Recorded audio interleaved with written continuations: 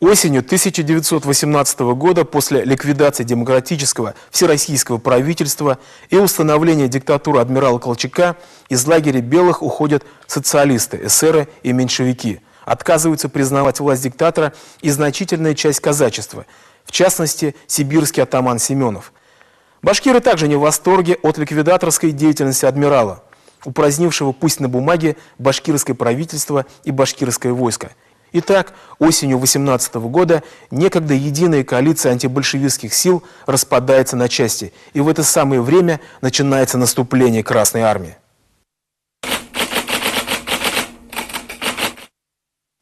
В декабре 1918 года 1-я, 4-я и 5-я армии Красных упорно продвигались на восток, захватывая все новые населенные пункты. Предпринимая неудачные попытки контратак, белые войска отступали, не в силах сдержать натиска Красных армий. Большую угрозу для белых сил представляли 20-я Пензенская и 24-я Симбирская железная дивизии 1-й армии, которые стремились вклиниться между сибирцами и оренбургскими казаками по коридору Оренбург-Стерлитамак, что могло привести к самым тяжелым последствиям. Из воспоминаний командира 1-й Красной армии Гая Бжишкянца. Для парирования этого удара части башкирского корпуса были переброшены в район Мелеуз, Зерган, Стерлитамак. Здесь белые башкирские полки дрались против веренных мне дивизий с большим упорством до начала февраля. Итак, кто же противостоял армии Железного Гая? От Стерлитамака до Мелеуза стояли так называемые башкирские силы Стерлитамакского фронта, куда входили 1-й и 2-й башкирские кавалерийские полки, а также добровольческие отряды Юрматы, Табын, Тамьян-Катай, Бурзян-Тангаур. Всего 1910 сабель. Командовал башкирской кавалерией ротмистр Мухтар Карамышев. Против них наступала 20-я Пензенская дивизия Красных, насчитывавшая 5500 штыков. От Мелеуза до Оренбурга стояли стрелковые части 9-й башкирской дивизии, состоявшие из 3000 солдат. Против них наступала 24-я Симбирская дивизия, получившая название «Железной». Она насчитывала 6400 штыков. Таким образом, на участке фронта Стерлитамак-Оренбург красные имели более 12 тысяч человек против 5000 башкир. Если учесть еще и то, что красные были несравненно лучше вооружены, то картина не нуждается в комментариях.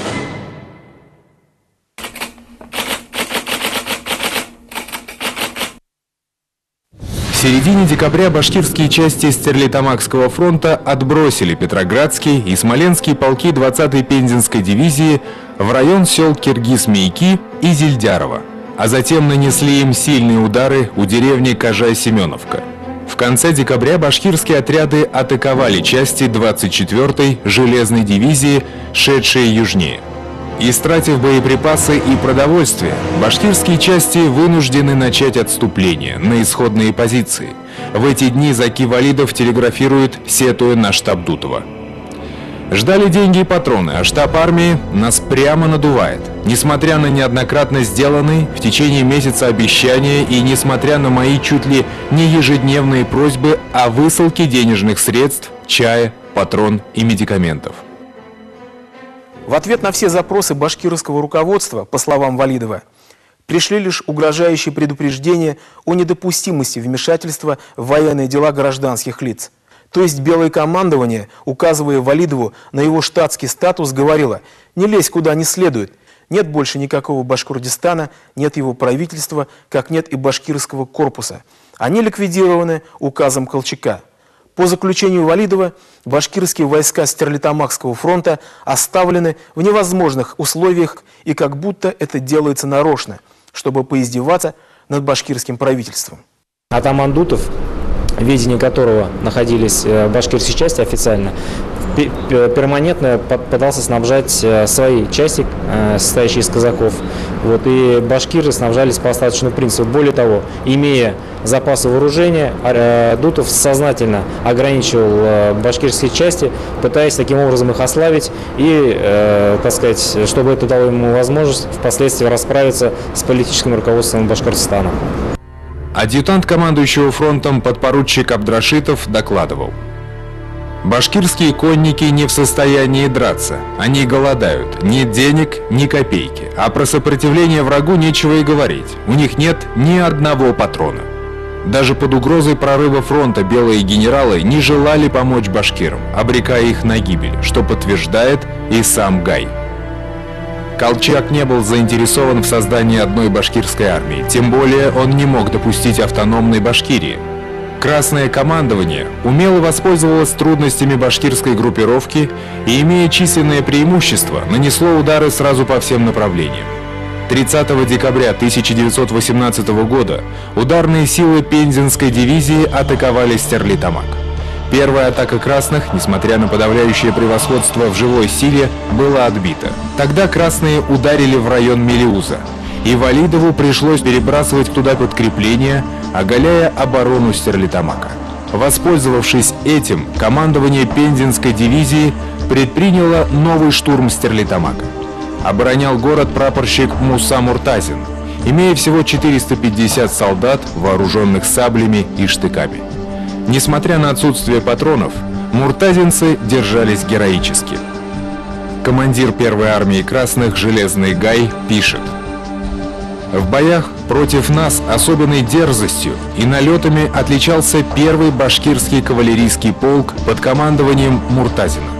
Несмотря на яростное сопротивление башкирского корпуса, 31 декабря 18 года 20-й Пензенской дивизии был взят Стерлитамак».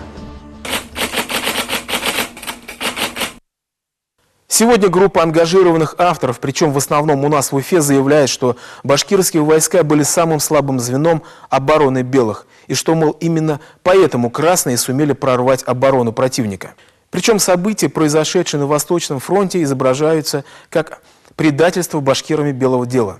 Тенденциозность этих авторов, чьи работы имеют больше отношения к жанру политического памфлета, чем к научным исследованиям, очевидна, особенно для тех, кто изучал историю гражданской войны в Башкирии.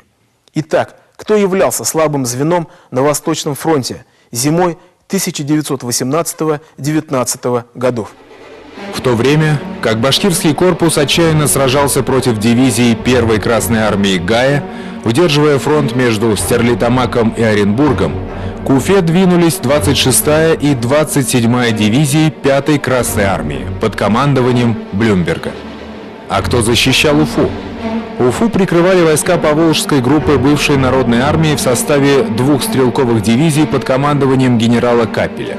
Когда красные подошли к Чишмам, белые в спешке начали покидать Уфу, даже не помышляя об обороне. Антанта не придумала ничего лучше, кроме как прислать на помощь Уфе колониальные части, состоявшие из негров французской Африки, которые из-за сильных морозов отказались покидать теплые вагоны. Капель, которого поставили оборонять город, также ничего не смог сделать, ибо моральное состояние войск было плачевным. 31 декабря, то есть день в день с падением Стерлитамака, не встречая сопротивления, в Уфу вошли части 5-й Красной армии. Таким образом, в отличие от башкирского корпуса, Поволжский корпус белых даже не пытался оказать сопротивление, отдав город в руки большевиков без боя и бежав без оглядки на сибирскую сторону Урала. Покидать Уфу белые начали уже после того, как узнали о том, что красные войска достигли Чишмов. Вот. И, естественно, к этому времени ни о каком сопротивлении речи не шло. В данном случае речь шла о том, как можно быстрее следовало эвакуировать основные свои коммуникации, эвакуировать финансовые средства, документы и прочее, прочее. Не лучшим образом защищался и Оренбург, который прикрывал 4-й Оренбургский армейский корпус под командованием генерал-майора Шишкина в составе двух казачьих дивизий и Сызранской стрелковой дивизии бывшей Народной армии под командованием генерала Бакича. К концу 1918-го, январю 1919 года казачьи части в значительной степени потеряли боеспособность. Как итог, несколько полков сдались красным только с условием сохранения жизни. Остальные оренбургские войска под напором частей 4-й Красной армии катились в сторону казахских степей. 22 января 1919 года Дутов без боя оставил город и переехал в Орск. Если бы первая Красная армия Гая не увязла на фронте в боях с башкирами, Оренбург был бы взят гораздо раньше. В этом случае казаки не успели бы отойти и попали в клещи между тремя армиями красных. Как видим, если кто и был слабым звеном обороны белых, то только не башкирский корпус, уступавший в численности и в вооружении своим соратникам по оружию с севера и с юга, но тем не менее оказавший красным достойное сопротивление, о чем неоднократно писал командующий первой Красной армией Гай Бжешкянц. Напротив, колчаковские дивизии и казаки воевали ниже всякой критики. Именно нестойкость белых частей, а также нигилизм Колчака и его генералов в национальном вопросе заставили башкирское правительство принять тяжелое и непопулярное для большинства башкирских масс решение о переходе на сторону Советов. Как писал впоследствии сам генерал Дутов, в числе причин военных неудач периода января 1919 года были моральное разложение некоторых казачьих конных частей, повышение нервозности, нежелание драться вообще и в пешем строю в особенности, отсутствие дисциплины. После падения Уфы и Стерлитамака последним оплотом белых был Оренбург. Наконец и он был взят красными 22 января нового 1919 года. Это дало повод красному командованию победно заявить: противник разбит по всему Уральскому и Оренбургскому фронтам. Частью разбежался по домам, частью сдался в плен. Оставшиеся части отходят. Несколькими днями ранее этих событий Ахмед Заки Валидов в обстановке повального бегства белых из севера и с юга от башкирского участка фронта принял решение, главная цель которого состояла в концентрации башкирских сил в один боевой кулак. Башкирские части стояли на, пожалуй, самом ответственном рубеже, это признавали и сами белые генералы. Именно на том коридоре, о котором я сказал. Именно в этот коридор красные бросили лучшие свои силы. И эти силам не удалось прорваться и выполнить тот план, о котором я говорил. То есть оренбургские части спокойно отошли в сторону Казахстана и сумели сохранить более-менее свои какие-то более-менее стойкие части. То есть задачи по уничтожению Оренбургской армии выполнено не было. Это первый момент. Второй момент. Красным не удалось выйти через Южный Урал в тыл Колчака, о чем, в общем-то, говорили белые генералы, обсуждая ситуацию на фронте в начале 1919 года. Они серьезно опасались, что это могло произойти. И именно башкирские части возлагала задачи по отражению красных. То есть сами белые генералы признавали, что башкиры выполняли стратегические функции, и судя по оценкам, которые были даны, в общем-то, эти функции были выполнены. В разгар боев с дивизиями первой Красной армии, когда белое командование было не в силах помешать, штаб башкирского войска выпустил приказ номер 34 от 9 января 1919 года, в котором говорилось: приказ о расформировании отдельного башкирского корпуса башкирское правительство не считает действительным и приступает к восстановлению такового. Была отброшена присвоенная колчаковским командованием нумерация башкирских частей и возвращена старая. Как говорилось в предыдущей серии, 21 ноября 1918 года, почти сразу же после переворота Колчака, на очередном заседании башкирское правительство приняло решение установить контакты с руководством Советской Республики. Тогда это решение было принято, так сказать, на всякий случай. Теперь же было самое время для его реализации.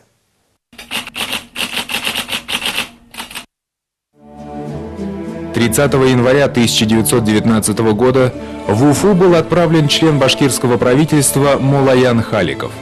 Установившееся затишье на фронте было благоприятным моментом для этого. На прошедших переговорах башкирские представители предложили советской стороне признать башкирскую автономию, предоставить устройство внутреннего управления Башкирией самим башкирам и дать охрану внутреннего порядка башкирским отрядам, оказать помощь в формировании регулярного башкирского войска в количестве одного корпуса до 60 тысяч человек, которое в случае соглашения будет наступать против Колчака.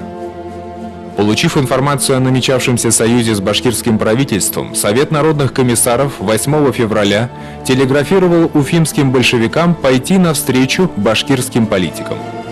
Предлагаем не отталкивать Халикова, согласиться на амнистию при условии создания единого фронта с башкирскими полками против Колчака. Со стороны советской власти гарантия национальной свободы полная. Ленин, Сталин. Итак, почему стал возможен переход башкир на сторону Советов, с которыми беспощадно сражались на протяжении всего 1918 года?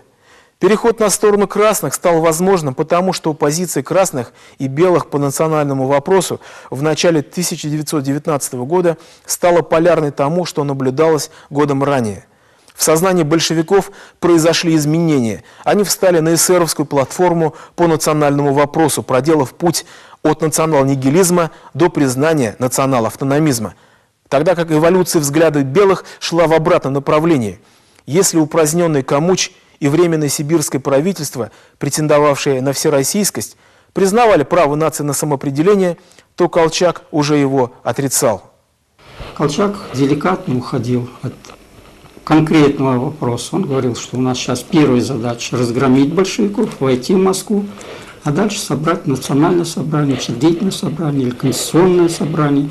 И там победившие большевизм народа определятся. Он уклонялся, что я чисто военный человек и в политику не лезу. Это народы решат, народ решит после разгрома большевиков. То есть он оказался как политик не способен ответить на вопрос. Естественно, что это одна из причин поражения белого движения и на Украине, и в Средней Азии, и на Урале.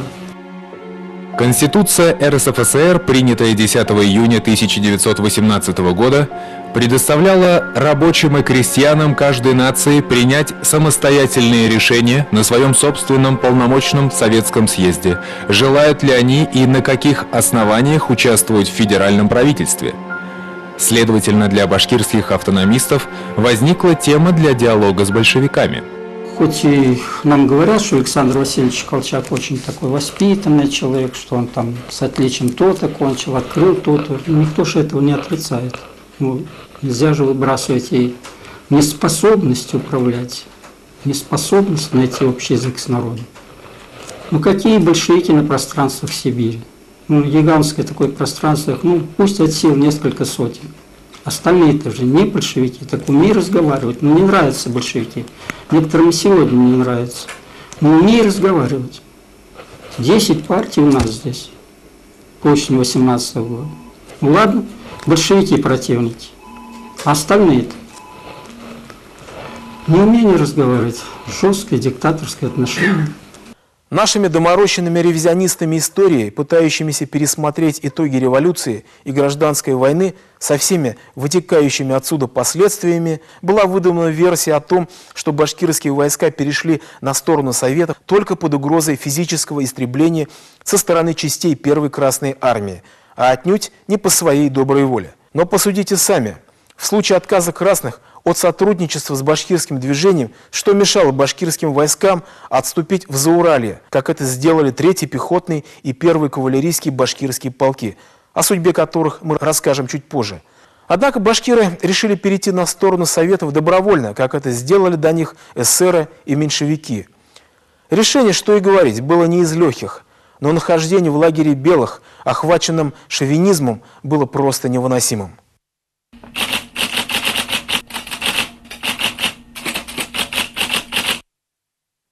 16 февраля вышло постановление башкирского правительства. Не дожидаясь окончания переговоров с местными руководителями и центральными органами советской власти, правительство Башкирии с 10 часов 18 февраля считает себя окончательно перешедшим на сторону советской власти. Объявить территорию Малой Башкирии составной частью Российской социалистической федеративной Советской Республики под названием Башкирская Советская Республика. Обратить оружие против врагов революции, свободы и самоопределения национальностей Колчака, Дутова и всех мировых империалистов. Ахмед Заки Валидов лично отправился в Оренбург для переговоров с Гаем Бжешкянцем, надеясь устранить недоразумения, возникшие между башкирским корпусом и частями Первой Красной Армии. В действительности все получилось совсем по-другому. Ни солдаты, ни командиры частей 20-й Пензенской дивизии, воевавшие с башкирами на протяжении последних 2,5 месяцев, не понимали, почему вчерашних врагов принимают в число союзников. Еще 16 февраля командир 1-й бригады указанной дивизии Зеленков отдал строгий приказ командиру Смоленского полка Барякову не входить с башкирскими представителями в переговоры о перемирии. Солдаты и командиры башкирского войска должны были сдать оружие и, подняв руки, как пленные, перейти на сторону вот этих частей. Обезоруженные башкирские части были под конвоем отправлены в тотские лагеря, где содержались за колючей проволокой как военнопленные. Бесчинство со стороны красных имело место. Но можно привести пример хотя бы тот факт, что в районе Зилаира были убиты красными известный поэт Шахзада Бабич, молодой философ Иркинбаев. Многие села и деревни башкирские были подвергнуты в полном смысле ограблению. Эти действия шли вразрез с генеральной линией большевиков. Впоследствии эти перекосы объяснились стихией партизанщины, царившей во многих частях Красной армии. Командование Красной армии признало имевшее место преступления в отношении башкирских военных и мирного населения. Увлеченные своими вождями, уверенные в благожелательном отношении советской власти к башкирам, солдаты корпуса нашими частями коварным образом разоружались и как пленные подвергались издевательствам, побоям, разувались и раздевались донага. При этом представителями нашего командования делались наглые заявления, что то, что терпят башкиры, это только начало того, что они в дальнейшем должны вынести. И такие заявления находили подтверждение в дальнейших действиях. За оскорблениями и издевательствами следовали массовые расстрелы солдат-башкир и их вождей, сторонников советской власти. Отношение к мирному населению полно ужаса. Грабежи, аресты, расстрелы, изнасилования женщин нашли широкое применение. Едва ли не каждая деревня облагалась контрибуцией деньгами и натурой. За невнесение денег расстреливались революционные деятели Башкирии, поэты, художники. Член Реввоенсовета Южной группы Восточного фронта Куйбышев. Некоторые башкирские части, видя происходящее, обратно переметнулись к белым. Среди них были 2-й батальон 1-го стрелкового полка, 3-й эскадрон 2-го кавалерийского полка, 3-й башкирский пехотный полк вообще не участвовал в переходе на сторону красных. А 1-й башкирский кавалерийский полк под командованием корнета Мусы Муртазина, не вынеся издевательств красных, через 1,5 месяца после официального перехода башкирских войск на сторону Советов, повернул оружие против Смоленского полка и, нанеся ему большой урон, обратно перешел на сторону белых. В материалах Московской областной комиссии по делам красногвардейцев и красных партизан за 1934-35 годы читаем. В марте месяце началось наступление Колчака. 13 апреля полк Муртазина, вырезав Смоленский полк Красной армии, снова перешел к белым. Поступок Муртазина имел трагические последствия для всей 1-й Красной армии. С его переходом на сторону белых образовалась зияющая брешь на растянутом фронте обороны армии. В образовавшийся прорыв хлынула конница белых под командованием генерала Пезеля.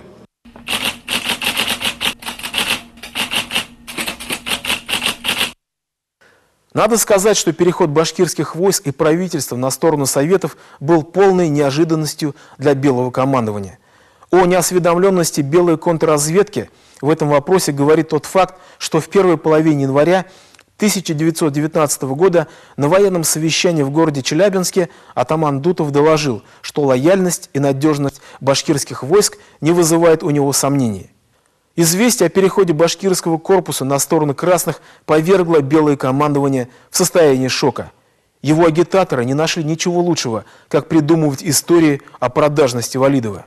Башкиры, ваши башкирские правители вместе с предателем Валидовым перешли к красным большевикам за 2 миллиона рублей. Почему они это сделали? А сделали они потому, что верховный правитель адмирал Колчак и русское правительство спросили ваших правителей, Валидова и его компанию, Почему башкирские солдаты не получали денег, обмундирования и оружия, которые верховный правитель и русское правительство отпускали для башкирских солдат и офицеров? Тогда Валидов и его друзья, которые вместе с ним воровали солдатские деньги, решили перейти к красным большевикам, чтобы избежать суда за кражу денег, продажу обмундирования, белья и оружия. Сами того не ведая, белые признавались в том, что башкирские войска не получали от них ни оружия, ни обмундирования, ни денег. Уже хорошо.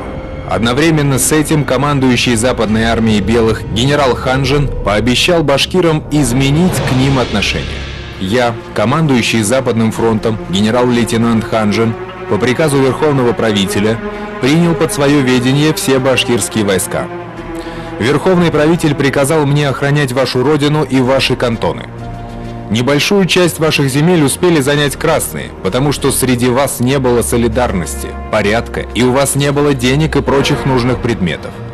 Всем этим верховный правитель с этого времени будет снабжать вас, только ставит вам условия. Бросьте вы заниматься политикой и все силы посвящайте охране вашей родины. Ханжин по-военному откровенно признал, что причиной отсутствия снабжения башкирских частей было не воровство Валидова, а само белое командование. 20 апреля 1919 года к башкирам обратился сам верховный правитель адмирал Колчак. Башкиры. Незначительная часть башкир, презревшая вековое сотрудничество своих отцов и дедов с русским населением на ниве труда и на полях ратных, обнаруживает ныне стремление к национальной обособленности, забывая, что преуспеяние и развитие культурно-хозяйственной жизни башкирской народности возможно только в составе Великой России. Я постараюсь обеспечить вам много мирного самоуправления в вопросах местных, свободу мирного национального развития под сенью государственности. Не верьте тому, кто сулит вам несбыточные обещания государственной самостоятельности. Так ведь этого только и добивались башкиры. Много мирного самоуправления под сенью государственности, то есть автономия в составе Российской Федерации. Таковой была изначальная цель башкирского движения. Верховный правитель обнаруживает полное незнание политической программы башкир. Не верьте тому, кто сулит вам несбыточное обещание государственной самостоятельности, говорит он в воззвании. Башкирские лидеры никогда не говорили о государственной самостоятельности вне России. Если Колчак не лицемерил, то, выходит, его просто дезинформировали относительно цели башкирского движения и специально натравливали против него. Интересно, кто? Так или иначе, белое башкирское движение разошлись бесповоротно. Американский историк Ричард Пайпс писал: сотрудничество между башкирами и белыми длилось недолго, но оно было разорвано из-за отсутствия тактичности со стороны белых и из-за тенденции к притеснению малых народов.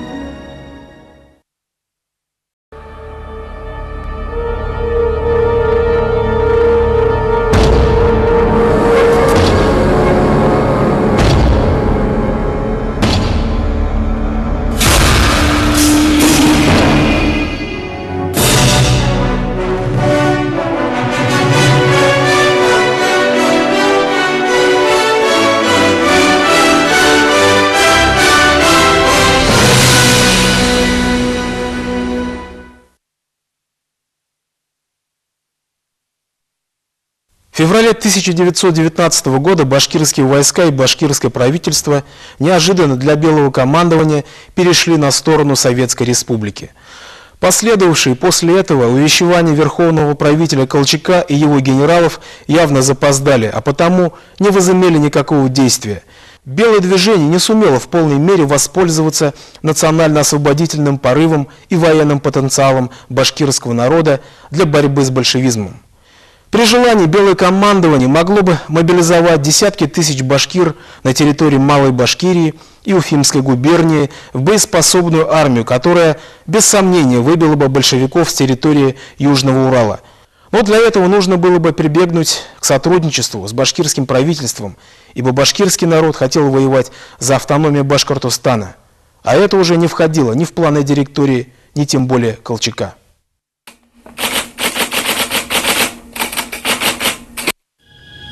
В борьбе с большевизмом Колчак и его генералы хотели управлять деэтнизированной военной силой. Но они не учли одного. За абстрактную идею, не учитывающую национальных интересов, не хотели воевать не только башкиры, но даже донские, уральские и сибирские казаки. Момент, когда можно было повелевать массами, используя методы царской России, был упущен. 2 года, прошедшие со времени февральской революции, кардинально изменили сознание народа. Это уже была не монолитная масса, сцементированная идеей монархии, а конгломерат сословий, классов и партий со своими собственными интересами, зачастую противоречащими друг другу. Этого не могли или не хотели понять белые генералы. Потому и проиграли войну за Урал, за Сибирь, за Россию. Колчак, как известно, оказался абсолютно безвольным человеком. В общем-то, им манипулировали его ближайшие генералы, и, соответственно, политика устроилась на основе очень узкого круга лиц из числа генералов. Любая армия, армия красных, армия белых формировалась в основном из крестьян.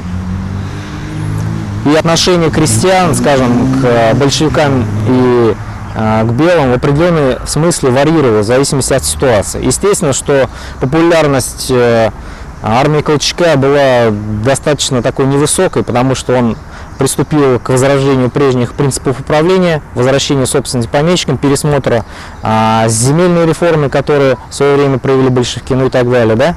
То есть их отношение к Колчаку было достаточно осторожным. Соответственно, боеспособность армии Колчака в определенной степени зависела от того, насколько ревностно крестьяне служат в этой армии. Как только успехи белых закончились, началось массовое дезертирство, и крестьяне разбежались по домам. Колчак на востоке России, Деникин на юге не соответствовали своими способностями уровню стоявших перед ними задач. Они вели узкоклассовую националистическую политику, не способную втянуть в свой фарватер широкий спектр антибольшевистских сил. Проблема Колчака была проблема именно Колчака. В этом заключалась трагедия Восточного фронта и в целом белого движения, начиная с 18 года. Дело в том, что Колчак был морской офицер. Он был замечательный географ, путешественник, морской офицер, который героически себя вел на Балтийском и Черноморском флотах, но он не знал русскую армию, он не знал эту пехоту, он не был на фронтах Первой мировой войны, долгое время находился за рубежом в качестве представителя России в Соединенных Штатах, и этот человек был очень далек от политики. Поэтому приход к власти Колчака, в общем-то, закономерным итогом должен был показать крах этого всего белого движения. Колчак была не та фигура, которая могла возглавить белое движение. С точки зрения военного, он был моряк, и он доверял сухопутным генералам. Но кто были сухопутные генералы? Это были те прапорщики, поручики, штабс-капитаны, которые в ходе боевых действий 18 года вдруг сразу стали полковниками и генералами, которые не имели боевого опыта, а в Красной армии служили настоящие царские генералы, опытные и служившие на фронтах и знавшие войну. Осознание гибельности этого пути с опозданием, но все же пришло. Барон Врангель, последний вождь Белой России, так говорил о причинах неудач белого движения. Причины эти чрезвычайно разнообразны. Резюмируя их, можно сказать, что стратегия была принесена в жертву политике, а политика никуда не годилась. Вместо того, чтобы объединить все силы, поставившие целью борьбу с большевизмом, проводилась политика добровольческая, как то частная политика, руководители которой видели во всем, что не носило на себе печать добровольцев, врагов России. Дрались и с большевиками, дрались и с украинцами, и с Грузией, и с Азербайджаном, и лишь немного не хватало, чтобы начать драться с казаками. В итоге, провозгласив единую, великую и неделимую Россию, пришли к тому, что разъединили все антибольшевистские русские силы и разделили всю Россию на целый ряд враждующих между собой образований. Со страниц крымской печати, апрель 1920 года. Барону Врангелю в силу его аристократического воспитания было не с руки переходить на личности, поэтому послушаем современных авторов, не стесненных сословными условностями и рамками академической науки. Вот что, например, пишет Михаил Веллер, один из наиболее растиражированных авторов последнего времени. Генералы соперничали между собой в славе и положении, кто более начальник, за кем будет больше заслуг. А в результате 40-летние таланты Слащев, Врангель, Капель, продолжает Михаил Веллер, гнобились ревнивым начальством. Они воевали в определенных для них и ограниченных рамках, а стратегии ведали бездарности вроде Деникина, который устраивал окружение своей мягкостью, или истерики вроде Колчака, который хотел категоричностью возместить недостаток организационных способностей. Они не сумели договориться даже с казачеством, ярой и самой боеспособной силой гражданской войны. Им требовалось лишь признать независимость ряда областей казачьего войска, их государственность и вместе воевать против большевиков. Не-не, единое и неделимое. И казаки вертали в сторону. То воевали бок о бок с белыми, то уходили домой, то расслаивались на белых и красных казаков. Сказанное Михаилом Веллером справедливо и по отношению к башкирам. И цели у них не было. Они хотели сделать все как раньше, а потом собрать учредительное собрание, и оно решит справедливую и законную жизнь. Увы, Российская империя распалась в стадии дегенерации. Они не могли не проиграть. Мощному позитиву и мощному террору красных белые не противопоставили ни того, ни другого. Михаил Веллер. Гражданская история безумной войны. Понятно, что возвращаться во времена дегенерирующей империи уже никто не хотел. Поэтому идеалы белых были большинству населения не только непонятны, но и ненавистны. Певец башкирской революции, поэт Шейхзада Бабич, незадолго до своей гибели написал стихотворение, в котором объяснял причины перехода башкир на сторону Советов. «Мы встали на сторону красных, за тем, что они наш оплот. Они поддержали, признали свободный башкирский народ». Звучит большевистское слово «Должна быть любая страна, свободную и автономной, со всеми на свете равна». А Дутов, Колчак повторяют, хотят автономию взять? Нет, лучше уж малым народом под дудку буржуя плясать. Гибель Шейхзады Бабича стала зеркальным отражением всей степени трагизма, произошедших в феврале 1919 года событий. Башкирское движение оказалось между молотом и наковальней.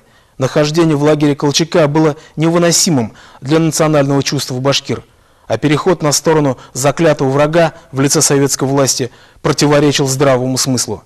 Именно поэтому в выше приведенном стихотворении поэта чувствуется некоторая натяжка в стремлении представить большевиков в роли борцов за народное счастье.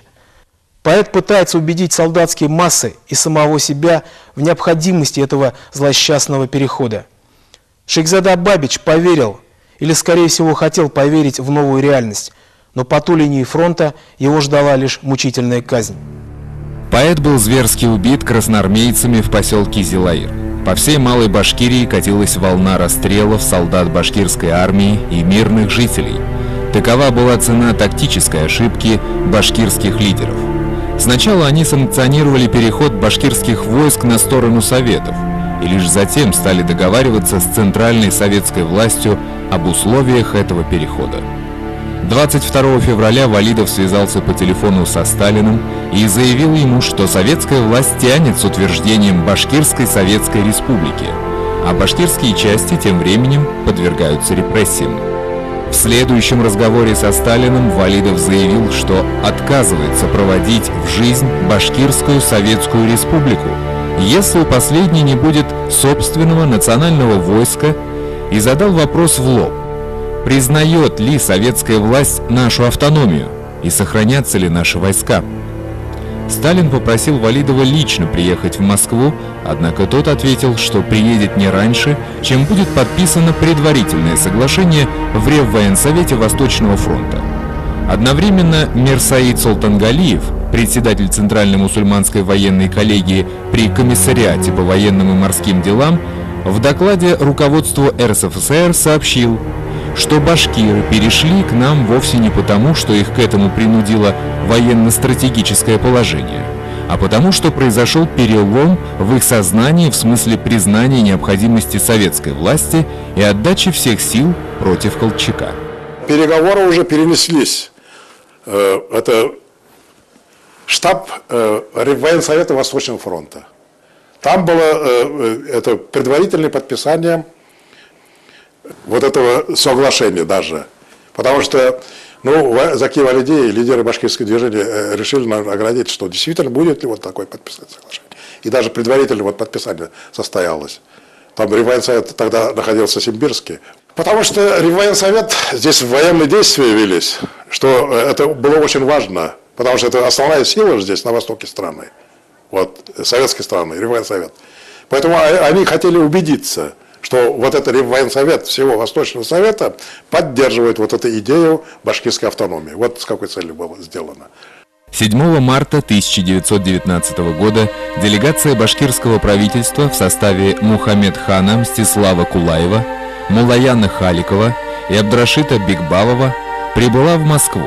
Примерно тогда же прибыл в Москву и сам Валидов. Он встречается с Троцким, Каменевым, Пятаковым. Особенно частыми были встречи со Сталиным, который, будучи наркомом по делам национальности, делал все возможное, чтобы создать у Валидова позитивное впечатление о лидерах большевиков. Валидов пишет в своих воспоминаниях: «В Москве нас устроили в гостинице «Метрополь».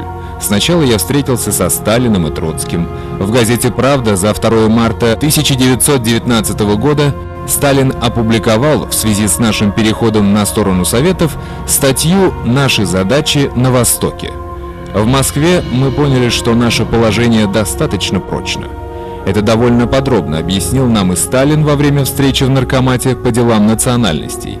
Он толковал о глубоком доверии ко мне, о том, что считает меня революционером, лишь по ошибке временно оказавшимся в стане белых. Старался уверить меня в том, что если бы я прибыл в 1918 году, когда он приглашал меня, все было бы как нельзя лучше. Мы встречались чуть ли не каждый день.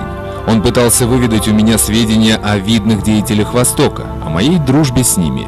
Я делал вид, что не понимаю, с какой целью он добивается этого. Московские улицы утопают в сугробах, вспоминает Валидов. Ездить на автомобиле было невозможно, поэтому Сталин пользовался мотоциклом. Однажды я ехал на одном с ним мотоцикле с коляской. С верхнего этажа многоэтажного дома бросили какую-то вещь, завернутую в бумагу. Сталин по этому поводу пошутил: «Это ночью бы бросили».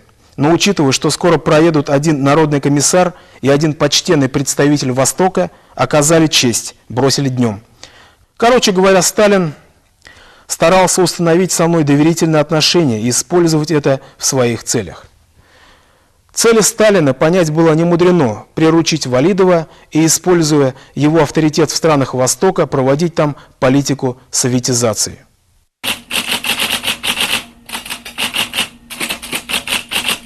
Между тем переговорный процесс вошел в завершающую стадию. 16 марта вопрос о договоре с Башкирской автономной Советской Республикой был обсужден с участием Ленина на заседании ЦК РКПБ, а на следующий Валидов и Кулаев уже были на личном приеме у вождя мирового пролетариата. В те дни шел 8-й съезд партии. 19 марта Ленин вступает на заседание в публичную полемику с Бухариным, противником самоопределения малых народов. В качестве примера тактической целесообразности соглашений с буржуазными националистами Ленин привел свою встречу с премьер-министром Финляндии Свинхувудом. Когда мне пришлось в Смольном давать грамоту Свинхувуду, представителю финляндской буржуазии, который сыграл роль палача, как это было нехорошо. Но это нужно было сделать, потому что тогда эта буржуазия обманывала народ, обманывала трудящиеся массы тем, что москали, шовинисты, великороссы хотят задушить финнов. А вчера разве не пришлось тоже сделать по отношению к Башкирской республике? Из смысла партийной полемики Валидов понял следующее. Ленин и его соратники считают соглашение с нами явлением временным. В будущем нас, как узбекских мул и финских капиталистов, они отбросят в сторону а власть передадут в руки членов коммунистической партии, которых выпистывают со временем. Но о том, что мы разгадали их намерения, не стали говорить ни друзьям, ни врагам. Наконец, 20 марта 1919 года, то есть на следующий день после ленинского выступления на съезде, увидело свет соглашение Центральной советской власти с башкирским правительством о советской автономии Башкирии. От советской власти под документом стоят подписи Ленина, Сталина, Владимирского и Янукидзе. С башкирской стороны Кулаева, Халикова, Бигбалова. Очень уже своеобразный и был, кровопролитный был путь Башкирской республики, во-первых. Ее признание, потом заключение соглашения, именно, скажем так, во-первых, было продиктовано стремлением большевиков сохранить народы Российской империи в тех же рамках, это безусловно, в тех же границах. Во-вторых, упрочить свою власть, укрепить. Я думаю, вот этим было продиктовано. И в-третьих, они безусловно понимали, что они не только упрочат свою власть, они становятся политически сильнее, признав такие, скажем так, нерусские народы с их республикой. В пункте номер 1 было записано: автономная Башкирская Советская Республика образуется в пределах Малой Башкирии и составляет федеративную часть, входящую в состав РСФСР. Ее экономическую самостоятельность обеспечивал пункт номер 5. Железные дороги, заводы и рудники на территории Башкирии остаются в непосредственном ведении центральной советской власти, причем при распределении продуктов местной промышленности запросы и нужды Башкирской Советской Республики удовлетворяются в первую очередь. Таким образом, автономия обладала широчайшими правами, каких не имели в будущем союзные республики в составе СССР. Пункт номер 9 гласил: в целях укрепления советской власти в Башкирской Советской Республике и борьбы как с российской, так и мировой контрреволюцией организуется отдельная башкирская армия в составе 1 4-полковой кавалерийской дивизии и 1 3-полковой стрелковой бригады, подчиняющейся общему командованию и управляемая согласно положению о Красной армии. Я хотел бы обратить внимание только на один интересный пункт. Ведь в соглашении речь идет о том, что Башкирская автономная республика сохраняет свою национальную армию, по сути, понимаете? Это Башвоенкомат имел такие же права, как военный округ целый, понимаете? То есть это права военного округа распространялись и на права Башкирского военного комиссариата. Почему? Потому что Ахмед Заки Валидов всегда говорил, что без собственной армии мы не представляем эту автономию. Если у нас не будет силы, никто с нами не будет считаться. Таким образом, в марте 1919 года возникла Башкирская республика, которая среди других автономий, перечисленных в конституциях Советского Союза, была первой по дате образования. Провозглашенная еще в марте 1917 года Башкирская республика не могла вполне реализоваться из-за гражданской войны, а также ввиду противоречивой позиции белых, когда дело касалось ее признания. Камуч признавал право башкира на автономию, но официальный документ, подтверждающий ее признание, так и не был принят. И вот большевики отважились на этот ответственный шаг. В отличие от других автономных республик России, которые создавались после 1920 года, Башкортостан был реализован не в результате декрета власти, спущенного сверху, а двухстороннего договора. Это принципиальная разница между Башкирией и другими республиками, вошедшими в состав Советской России. Свою автономную республику башкиры завоевали с оружием в руках. Что Башкирская автономная республика возникла на основе соглашения двух правительств. Башкирское правительство с одной стороны, с другой стороны рабочее крестьянского правительства, центрального правительства. А другие автономии были образованы декретами, спущенными сверху. Тимофей Сидельников, уполномоченный Ленина в Башкирии, писал: что военное происхождение Башкирской республики не может подлежать сомнению.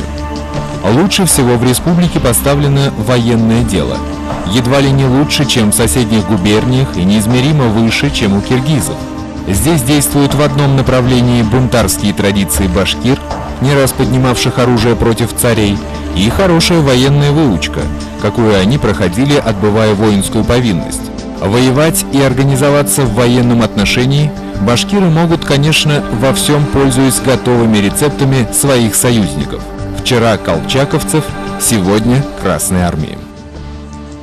Я бы отметил тут юридическую сторону этого договора. Равноправный договор совершенно заключается между равными сторонами. Стороны должны быть юридически равные. В данном случае, хотя соглашение было в башкирском правительстве, как равная сторона здесь выступала формально, со своим правительством, со своими, значит, законами и так далее, в Москве, значит, на переговорах. Фактически положение дела от них было, конечно, не так. И именно поэтому впоследствии пункты этого договора Центральной советской власти стали нарушаться. То есть я бы сказал так, что тезис западных немецких, например, Гула, Гроции и Макиавелли писали, что договор, заключенный между неравноправными сторонами, значит, безусловно, будет нарушаться сильной стороной впоследствии. Так оно и вышло. Но, повторяю, при заключении договора они выступили абсолютно как равные стороны. Но полученную автономию теперь нужно было еще удержать. Дело в том, что если в большевистских верхах идея федерации была принята, то в региональных большевистских организациях преобладали левацкие настроения, которые трансформировались в пролетарский шовинизм. Куйбышев, например, писал, что командиры и комиссары Первой Красной Армии, зная о достигнутых соглашениях между Центром и башкирским правительством, продолжали утверждать о недопустимости национальных формирований и оставлении частей башкирского корпуса при оружии, так как Россия должна быть единой без всяких автономий. На заседании Оренбургского ревкома 2 марта 1919 года было сказано: «Центр стоит за широкую автономию народностей хотя бы для того, чтобы создать иллюзию автономии, чтобы каждый народ потом сам отказался от автономии. С другой стороны, башкиры могут перейти в противном случае на сторону Белой гвардии, поэтому автономию Башкирии нужно признать». Опасения Оренбургского ревкома о том, что башкиры могут вновь перейти на сторону Белой гвардии, весной 1919 года стали сбываться.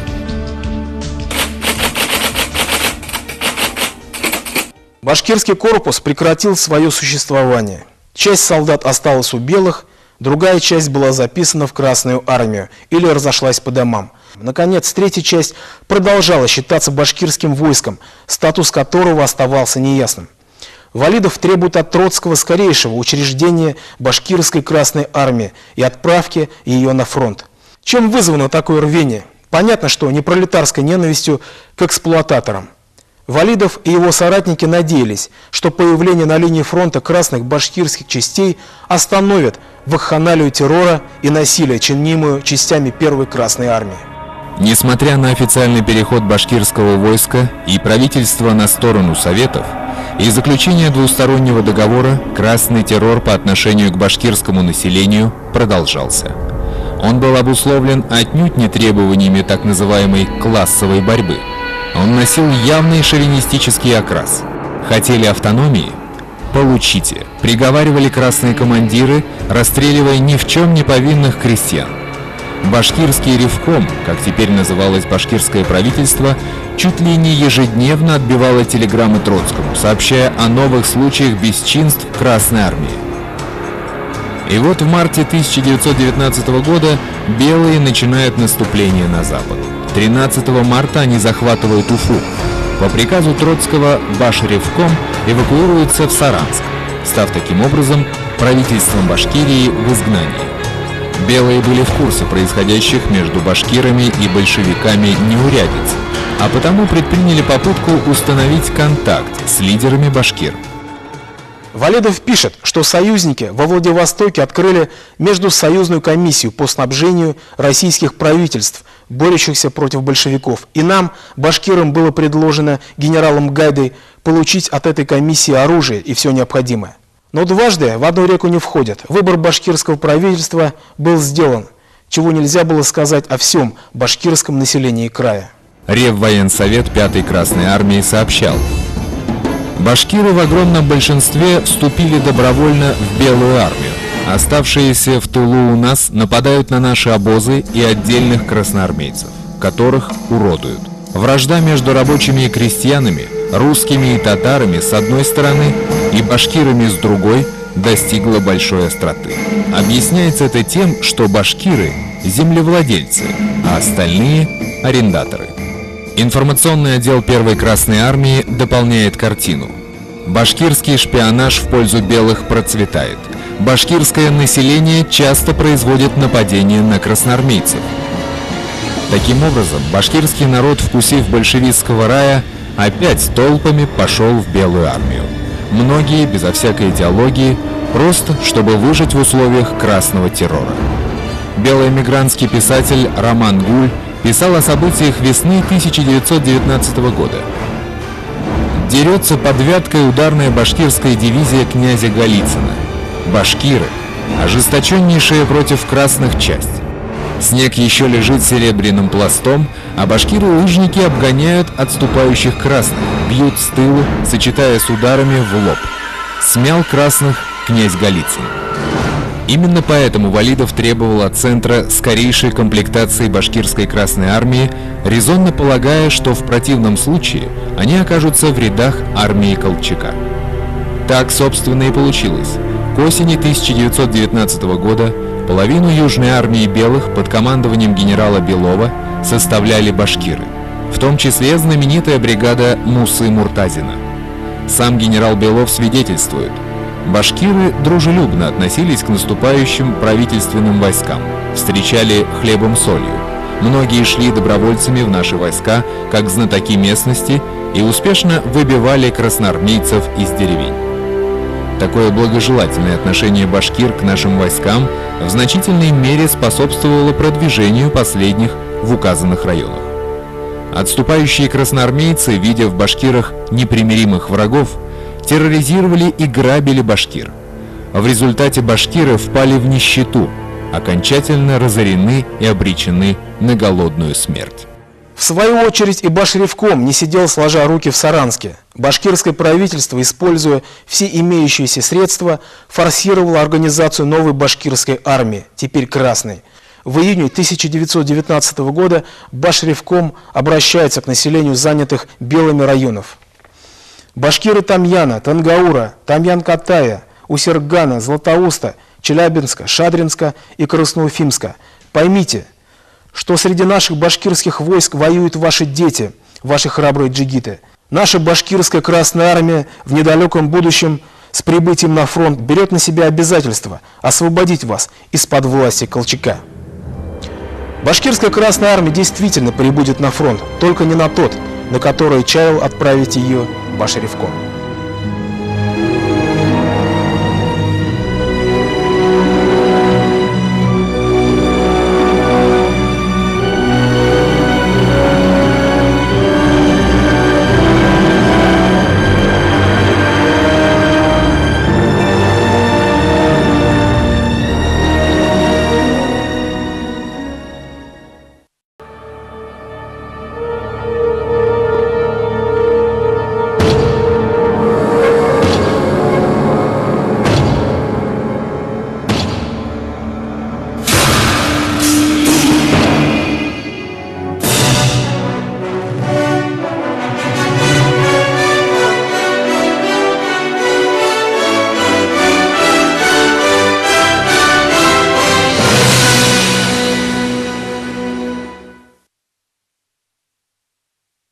В марте 1919 года между башкирским правительством и руководством Советской Республики было подписано соглашение о советской автономии Башкирии.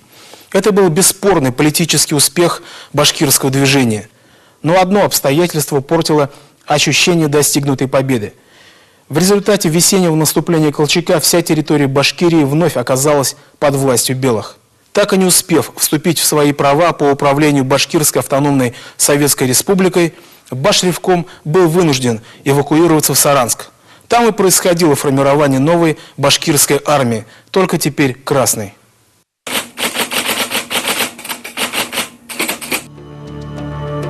Валидов настаивает на формировании из уже имеющихся под рукой сил отдельной башкирской армии, как это было закреплено в соглашении с советской властью, и ее немедленной отправки на Восточный фронт в Башкирию.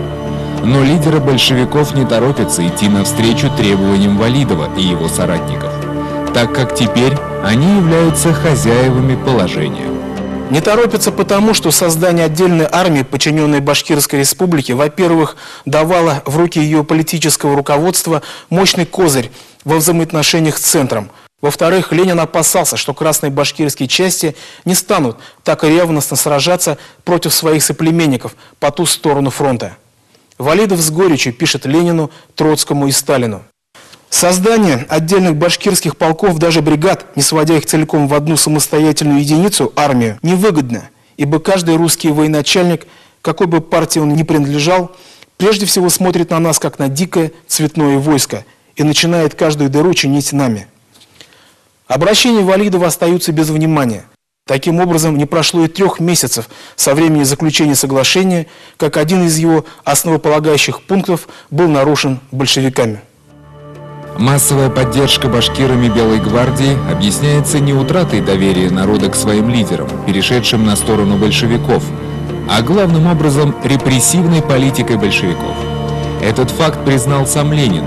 В июне 1919 года он указывал в телеграмме Реввоенсовету: «Обратите сугубое внимание на оренбургских казаков и башкир, ибо при предыдущем наступлении мы наглупили, прозевали и не использовали этих сил. Мобилизуйте их спешно».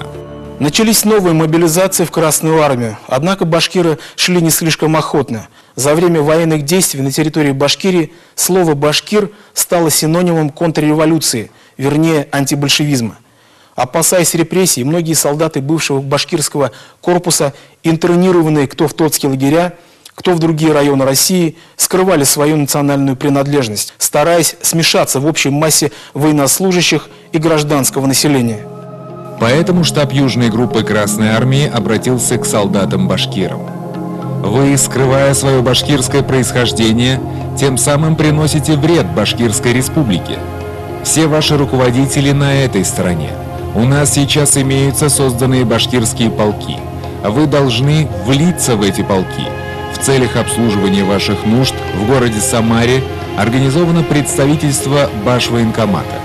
С приездом в Самару, не боясь никого, должны заявить о том, что вы башкирин, и должны явиться в башкирский батальон. За то, что вы башкиры, никто не имеет права вас преследовать. Усилия башкирского правительства все же возымели действие. В Саранске скопился целый корпус в количестве 10 тысяч солдат и офицеров, и теперь решалась его участь.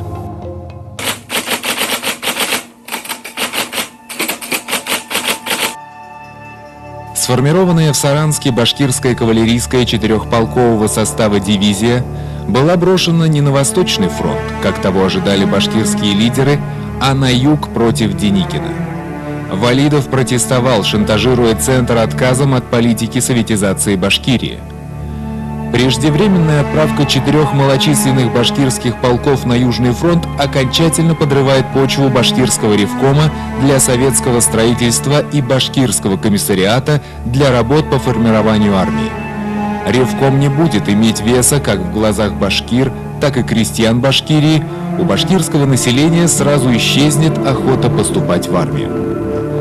Однако ему дали понять, что автономию нужно было отрабатывать, и башкирская дивизия отправилась проливать кровь на Украину. Башкирская бригада прибыла на фронт в тот период времени, когда он был практически полностью развален. Бригада была переведена в подчинение командования 13-й армии, которая обороняла город Харьков. К этому времени оборона, как я уже сказал, была полностью сломлена. Красные войска без оказания сопротивления отходили на север и на северо-запад.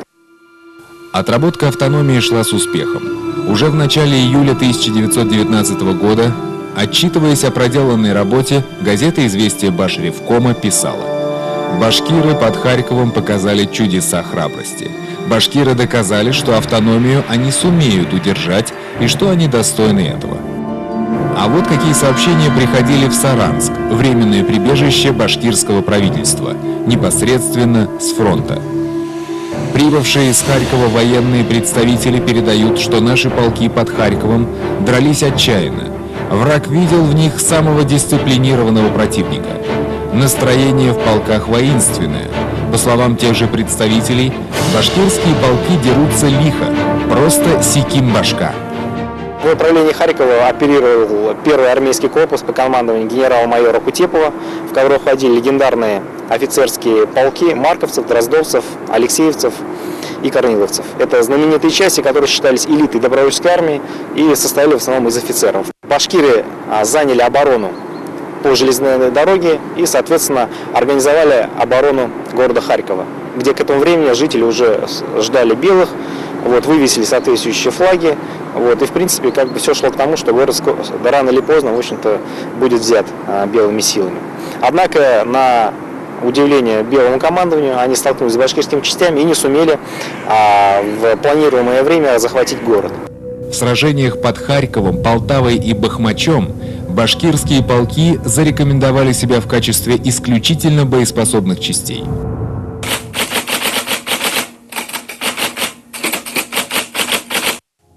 Башкирское национальное движение состояло из 3 частей. Первое и самое многочисленное течение – это национал-демократы или буржуазные автономисты во главе с Ахмед Заки Валидовым, выступавшие за территориальную автономию. Менее многочисленными были, условно говоря, башкирские традиционалисты, которых возглавляла семья религиозных деятелей, землевладельцев и промышленников Курбангалеевых. Они были сторонниками культурно-национальной автономии. Наконец, самыми малочисленными были башкирские национал-коммунисты, сторонники автономии башкир на советской платформе, среди которых наиболее известным были Шариф Манатов, Бахтигарей Шафиев, Багауддин Нуриманов, Шагид Худайбердин. Пока Валидов и башкирское правительство были на стороне белых, они поневоле находились в одной лодке с башкирскими консерваторами, Курбангалеевыми. Между ними шло скрытое и явное соперничество, но все же они находились по одну сторону баррикад. С переходом Валидова и башкирского правительства на сторону Советов ситуация кардинально изменилась. В лагере белых остались только Курбангалеевы со своими сторонниками. Именно они теперь только и могли претендовать на роль руководителей башкирского народа в государстве Колчака. Борьба между демократами и консерваторами уходит корнями в XIX век. К борьбе 2 идейных направлений в исламе. Родоначальник Курбангалеевых, шейх Абдул-Хаким Курбангалеев, был сторонником кадимизма, то есть традиционализма. Его ученик шейх Зайнулла Расулев был сторонником джадидизма, то есть модернизма. Сторонниками последнего было поколение отцов Валидова и его соратников-демократов. Напротив, все традиционалисты группировались вокруг семьи Курбангалеевых. Открытое соперничество между Мухаммедом Курбангалеевым и Валидовым, лидерами 2 противоборствующих лагерей, началось в 1917 году, когда на учредительном Курултае башкирского народа в Оренбурге Курбангалеевы выдвинули на роль председателя правительства Башкирии своего земляка, Шарифа Манатова. Однако победили сторонники Валидова и территориальной автономии. С тех пор между этими 2 политическими течениями внутри башкирского движения происходила постоянная борьба. В исторической литературе сложилось представление о том, что лагерь Валидова и лагерь Курбангалеева представляли собой 2 противоположных полюса башкирского движения. Одни якобы были демократами, другие монархистами. Но так ли несводимы друг к другу были их позиции? 22 июня 1919 года в Челябинске под председательством Курбангалеева прошла Башкирская конференция. Одним из главных вопросов, обсуждавшихся на конференции, был вопрос о внутреннем управлении Башкирии, а конкретно о ее выделении в отдельную губернию. Это решение должен был утвердить Всебашкирский съезд, запланированный на 26 июля. Но он так и не состоялся. 1 августа 1919 года белые были выбиты из города 27-й дивизии 5-й Красной армии. Уже находясь в Омске, столице Белой России, Мухаммед Курбангалеев пишет докладную записку по башкирскому вопросу председателю колчаковского правительства. «Покорнейше прошу для утешения башкирского народа и войска немедленно по очищении самой Башкирии от армии Совнаркома присоединить ее к одной российской губернии, территориально связанной с Сибирью, в которой допустить суверенитет башкирского народа. Выработку внутреннего устройства этой губернии, а также определение ее границ предоставить башкирскому народу. Доходы с земельных угодий, а также с казенно-оброчных статей предоставить в полное распоряжение башкир. Все башкирские воинские части собрать в отдельной дивизии. Уполномоченный от башкир Мухаммед Курбангалеев. 24 августа 1919 года. Как видим, программа Курбангалеева была почти идентичной программе башкирского правительства. Тоже требование объединения башкир в рамках одной административной единицы, та же экономическая самостоятельность башкирской губернии и тоже стремление создать отдельное башкирское войско. Курбангалеев тщательно избегает слов «республика» и «автономия», но суть его программы остается той же – самоопределение башкирского народа. Так в чем же различие между ним и Валидовым? Главное различие заключалось в отношении к большевизму. Курбангалеев до конца своей жизни так и не принял советской власти. Не принимал ее и Валидов. Однако из тактических соображений счел возможным пойти с большевиками на соглашение, чтобы добиться автономии. У Курбангалеевых тоже не столько шла речь о противостоянии самой идеи территориальной государственной автономии, сколько они, конечно же, выражали свою прогосударственную позицию. То, что они были государственники, то, что сам Мухаммед Габдулхай был государственником, и то, что он действительно стоял на позиции сохранения единой неделимой страны, а такой практики разделения страны на какие-то территориальные, тем более государственные, с элементами государственного устройства образования не было до сих пор, то, конечно же, они и не могли себе представить, что это можно допустить. Государство было разделено на какие-то внутригосударственные образования. Время показало, что тактика Валидова была более прагматичной, а потому более успешной, чем непримиримая, а потому менее гибкая позиция Курбангалеева.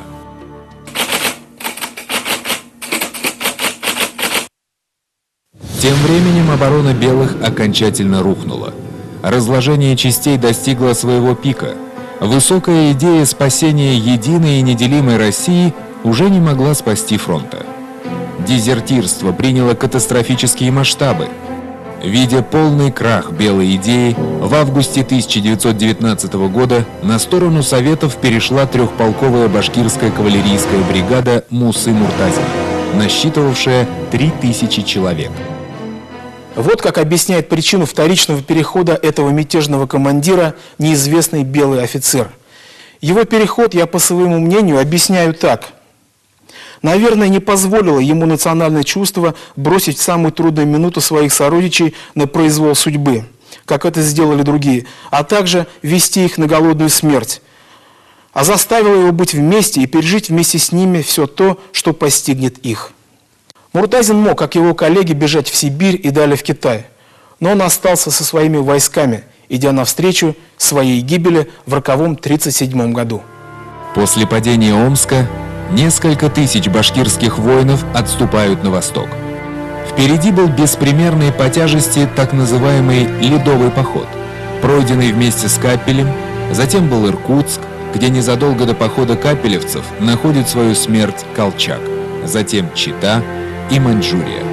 Из 5000 башкир, выступивших из Омска, до Забайкалья добрались лишь 2000. Вот эти люди, конечно же, наверное, не особенно вдавались в такие вот какие-то политические термины, в их значение. И большая часть из них выполняла воинский долг, так, как она это понимала.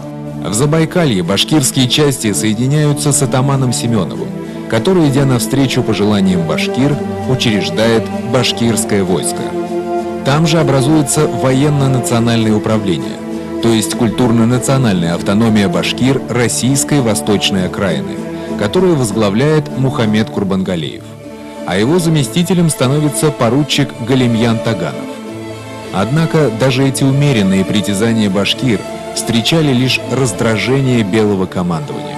Учрежденное башкирское войско остается лишь декларацией ввиду негативного отношения белых генералов.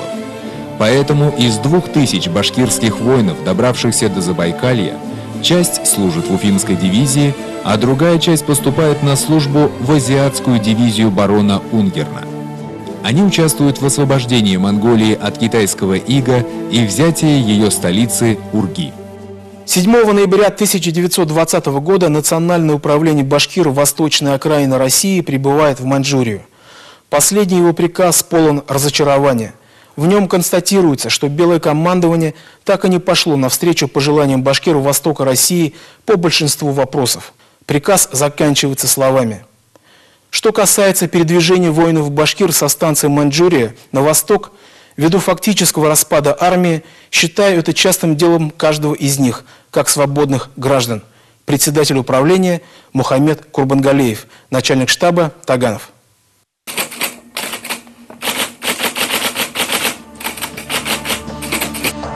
– 9 июня 1919 года Уфа была взята 25-й стрелковой дивизией Чапаева.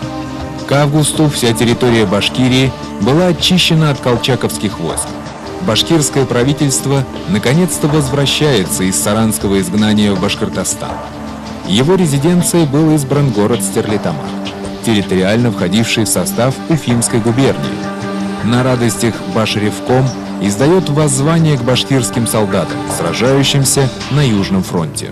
Полнота власти в Башкирской Советской Республике принадлежит целиком Башревкому. Таким образом, товарищи, наконец-то Башкирия стала полноправной автономной республикой, Советской Красной Башкирской Республикой.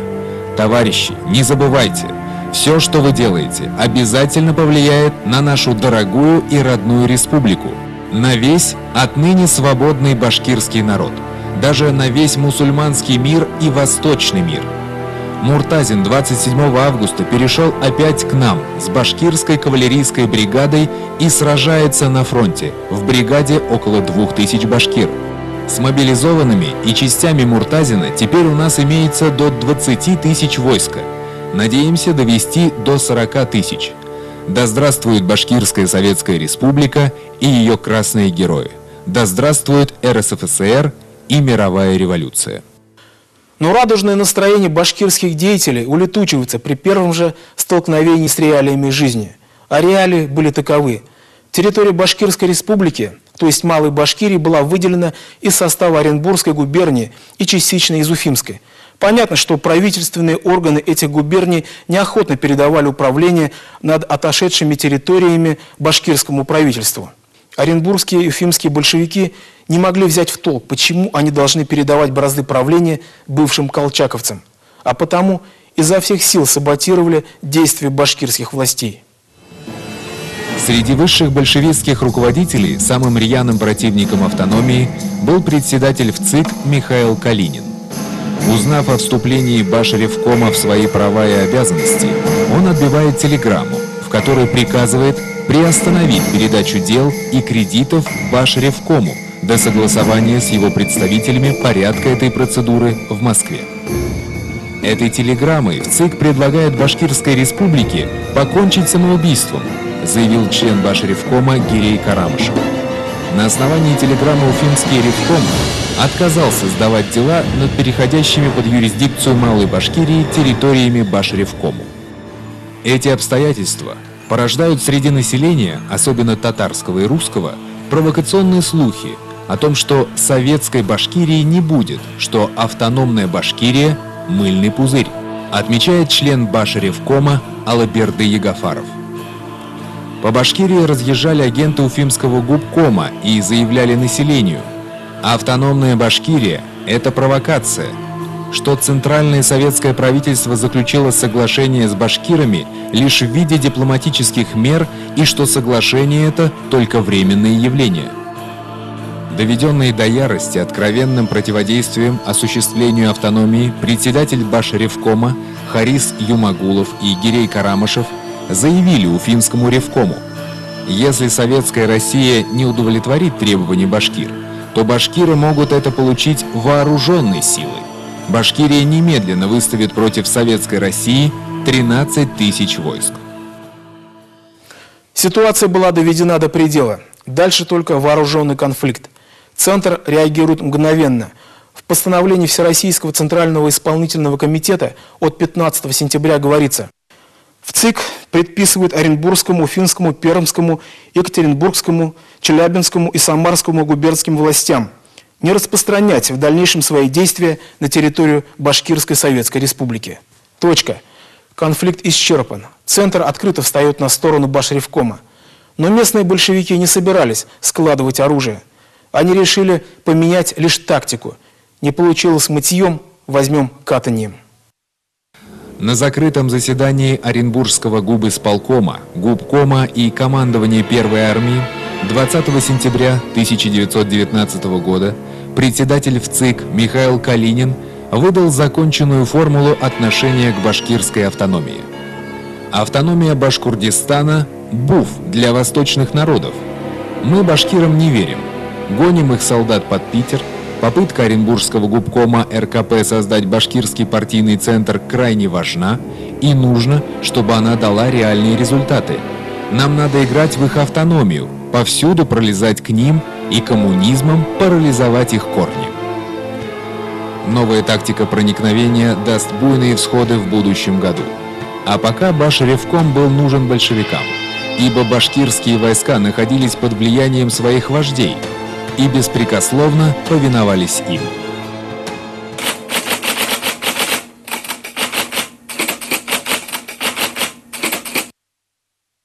1919 год был решающим в судьбе Белого движения и в судьбе всей России. Гражданская война вошла в решающую фазу.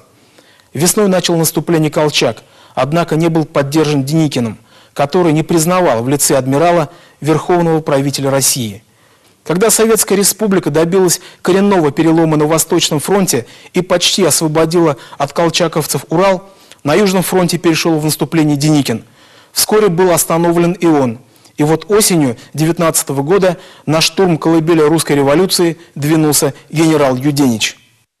Юденич находится в Финляндии и ведет переговоры с Маннергеймом о том, чтобы совместными силами белых и финнов ударить на Петербург. Маннергейм не против, но ставит одно условие – признание, в случае прихода белых к власти, независимости Финляндии, уже состоявшейся де-факто. Русское политическое совещание в Париже и Колчак отвергают эту идею как политически вредную. Никаких соглашений с сепаратистами, финнами, башкирами, казаками или еще кем-либо. Большевики – реалисты. Они понимают, что Финляндию все равно не удержать, а потому признают ее независимость, признают и автономию башкир. Этим убивают сразу двух зайцев. Маннергейм отказывается поддерживать Юденича, а чтобы у финнов и в дальнейшем не возникало искушения ввязаться в русскую драку, посылают под Питер 10-тысячную группировку башкирских войск. В газете «Правда» от 1 сентября 1919 года Троцкий разразился гневной тирадой в адрес Финляндии, угрожая в случае чего занятием ее столицы Гельсингфорса, то есть Хельсинки.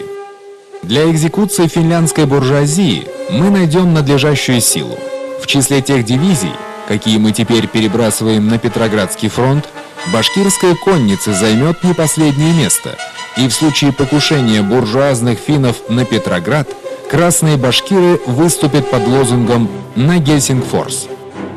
В книге «Моя жизнь», увидевшей свет в 1933 году, Лев Троцкий писал: «Башкирская кавалерийская дивизия была лишь недавно сформирована.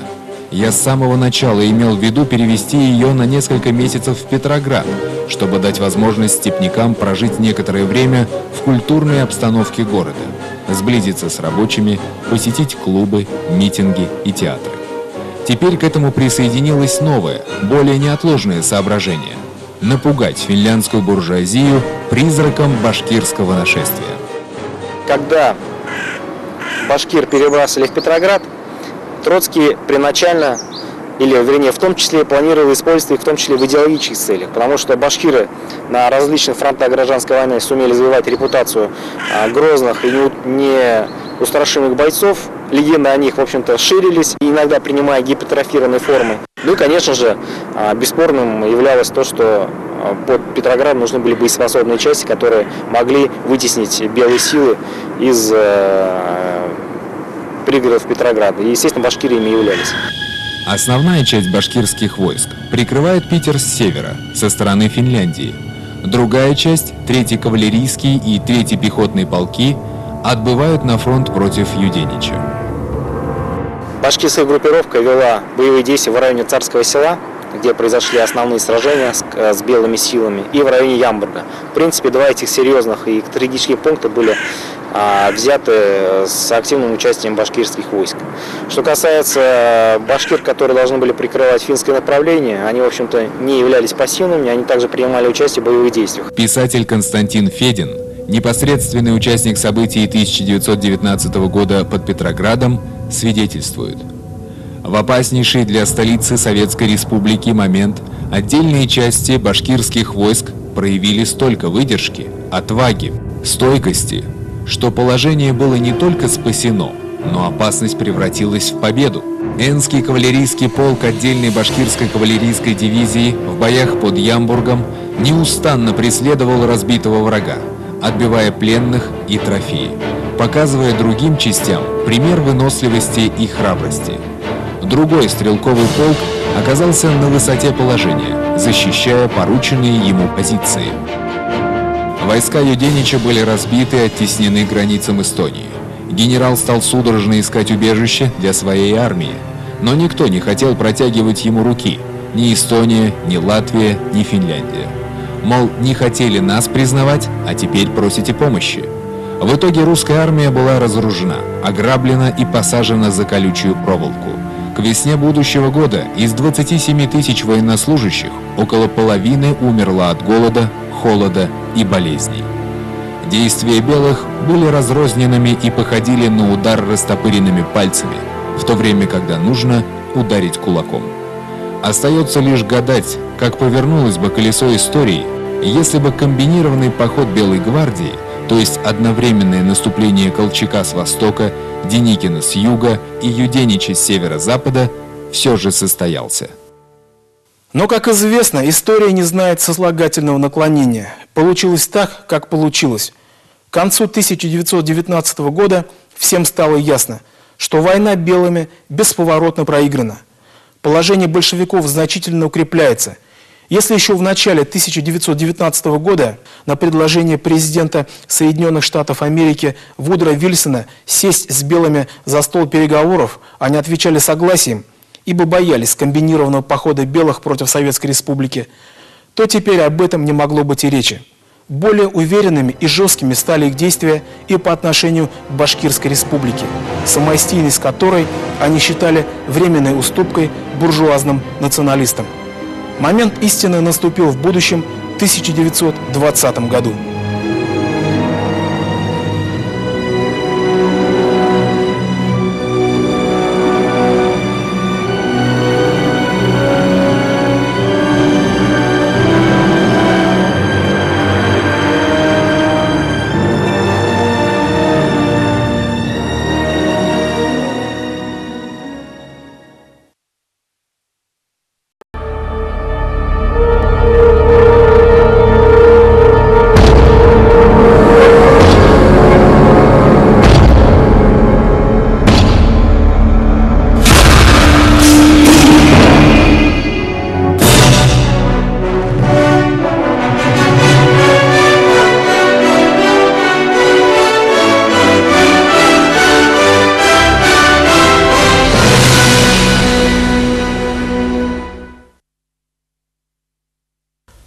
1920 году советская власть торжествовала практически на всей территории бывшей Российской империи. В руках белых оставался лишь Крым. На Дальнем Востоке сохранял остатки самостоятельности атаман Семенов. На остальной же территории большевики начали выстраивать пирамиду власти своего тоталитарного режима. 1920 год был годом окончательного определения статуса Башкирской республики. Более 2 лет отчаянной борьбы дали Башкортостану небывалую самостоятельность, которая весьма тревожила большевиков. Отбирать ее силы они не решались, ибо опасались вооруженного выступления башкирской армии. Но и терпеть сложившуюся ситуацию также не могли. Поэтому было решено, говоря словами председателя ВЦИК Михаила Калинина, создать башкирский партийный центр, играть в их автономию, повсюду пролезать к ним и коммунизмом парализовать корни. Что это означало на практике?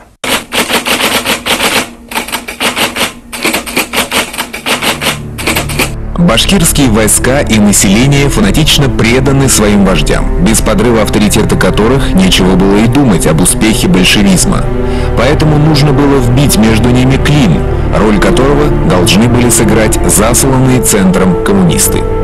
Последние должны были вдолбить населению учения о классовой борьбе и тем самым расслоить башкирский народ и войско, которое парадоксальным образом оставалось единственной частью Красной Армии, до сих пор не подвластной партии большевиков.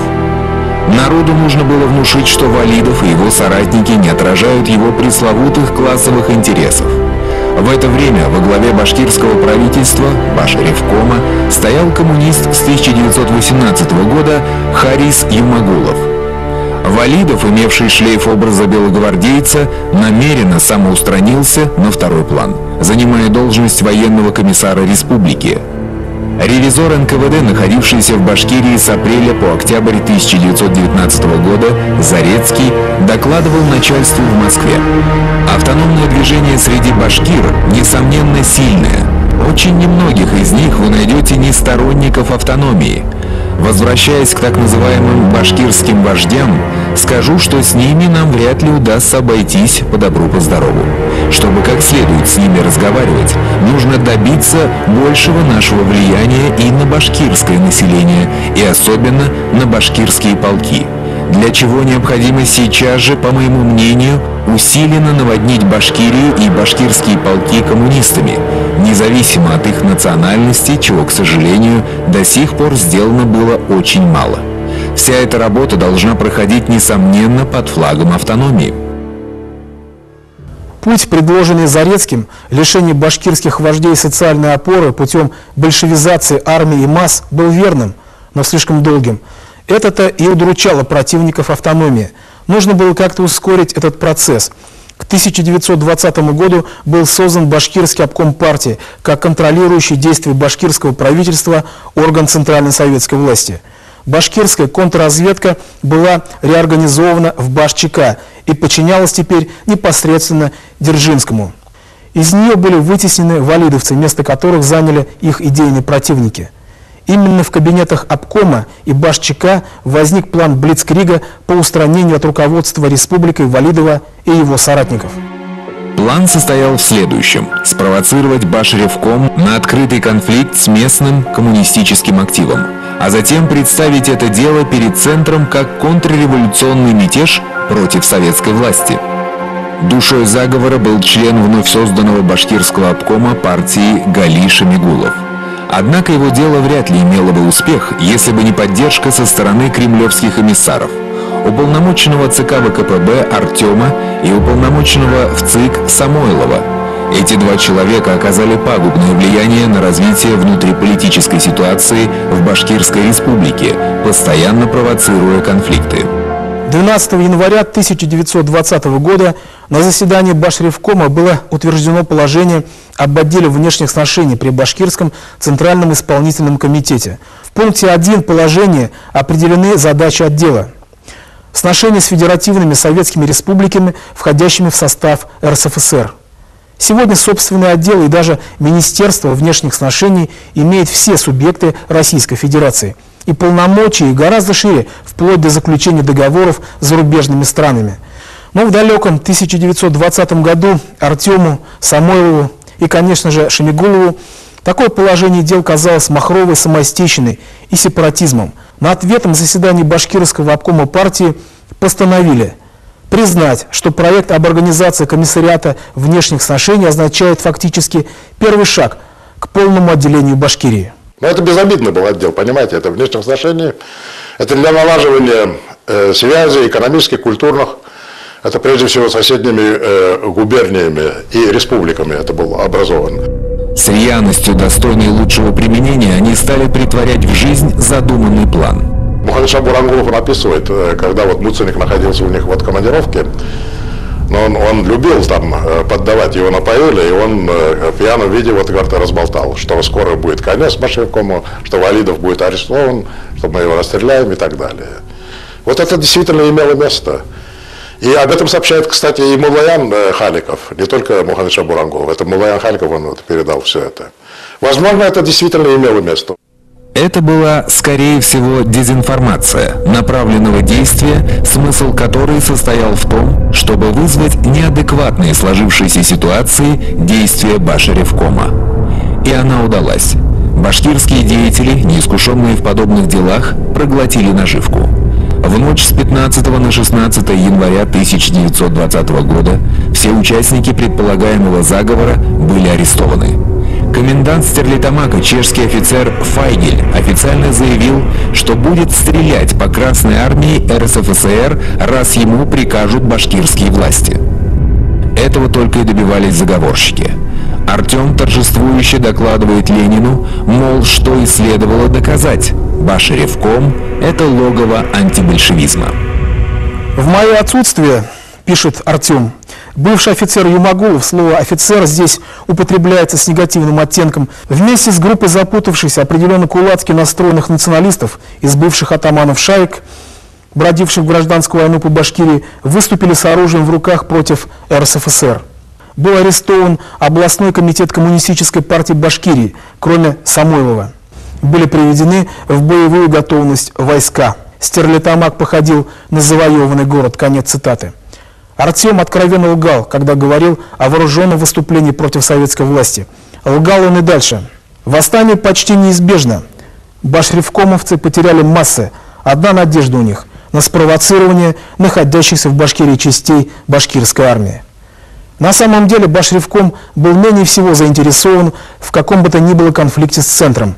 Но Артем усердствовал, представляя дело в нужном ему свете.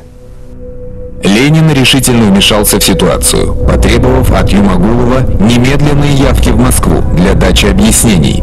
Командующий Туркестанским фронтом Фрунзе принял меры к тому, чтобы не допустить выступления башкирской кавалерийской бригады Муртазина, стоявшей под Оренбургом на стороне Башревкома, а сам Муртазин был нейтрализован. Вот эта провокация, если они вот такую цель преследовали, она удалась. Почему? Потому что Владимир Ленин сразу отбил телеграмму, что о немедленном освобождении всех арестованных коммунистов. И сюда были направлены карательные отряды даже, понимаете, вот из соседних губерний. То есть центр поверил, естественно, областному комитету партии. И даже Муса Муртазин был взят под домашний арест. Вот дело до этого дошло. Вот. То есть эта провокация действительно удалась. Им удалось вот в полной мере очернить вот Баширевком Закивариди перед лицом Центрального комитета партии и советским правительством. Стерлитамак, столицу автономного Башкортостана, был отправлен конный отряд красноармейцев. 19 января 1920 года арестованные заговорщики вышли из тюрьмы героями. Оренбургский обком РКПБ тут же изложил свои соображения по башкирскому вопросу. По нашему мнению, автономная Башкирия не выдержала испытаний жизни, но, принимая во внимание, что наша восточная политика требует создания автономных республик, мы предложили бы ЦК в отношении Башкирии следующие меры. Устранение из Баширевкома Юмагулова, Карамышева. Вычистить кантональные башкирские учреждения от белогвардейцев, для чего во главе Башчика, Кантревкомов, Кантчика поставить коммунистов со стажем. На деле это означало полную дебашкиризацию органов советской власти Башкортостана. так как почти все башкирские чиновники в столице и в кантонах являлись бывшими белогвардейцами, а коммунистов со стажем среди башкир вообще не было. Вместо уехавшего в Москву Хариса Юмагулова председателем Башревкома становится сам Валидов. Последствия январского конфликта не только не были устранены, но, напротив, конфликт продолжал разрастаться. Тогда Центр решил лично вмешаться в ситуацию. Москва оказалась в очень трудной ситуации, потому что все-таки автономия была признана, так ведь, в марте 2019 года. Они не могли пойти на распуск этой автономии. И не могли, естественно, сразу там арестовать, скажем, если вот это члены Башревкома во главе Заки Валиди. Потому что еще шла гражданская война, так ведь, и башкирские солдаты башкирских частей воевали на различных фронтах гражданской войны. Это было очень опасно. В марте 1920 года в Уфу прибыл сам Лев Троцкий. Вопреки ожиданиям местных большевиков, он встает на сторону Башревкома и критикует Самойлова. Личный представитель Ленина в Башкирии Тимофей Сидельников также считает, что первой причиной январского конфликта были московские эмиссары.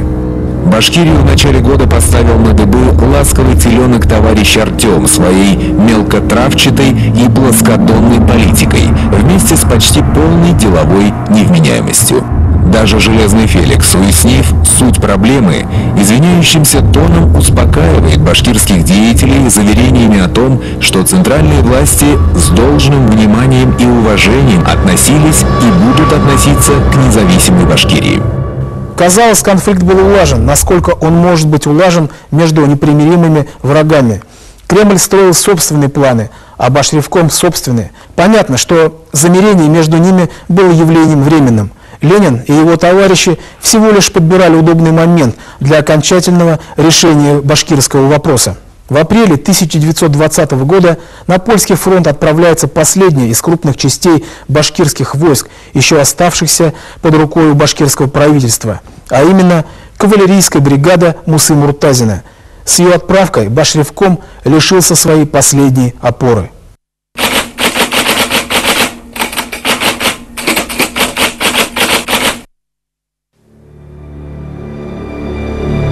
Муртазин перешел на сторону Советов еще в августе 1919 года. Вот как описывал свои впечатления от встречи с Муртазиным и его бригадой некто Камалов, посланный туда комиссаром.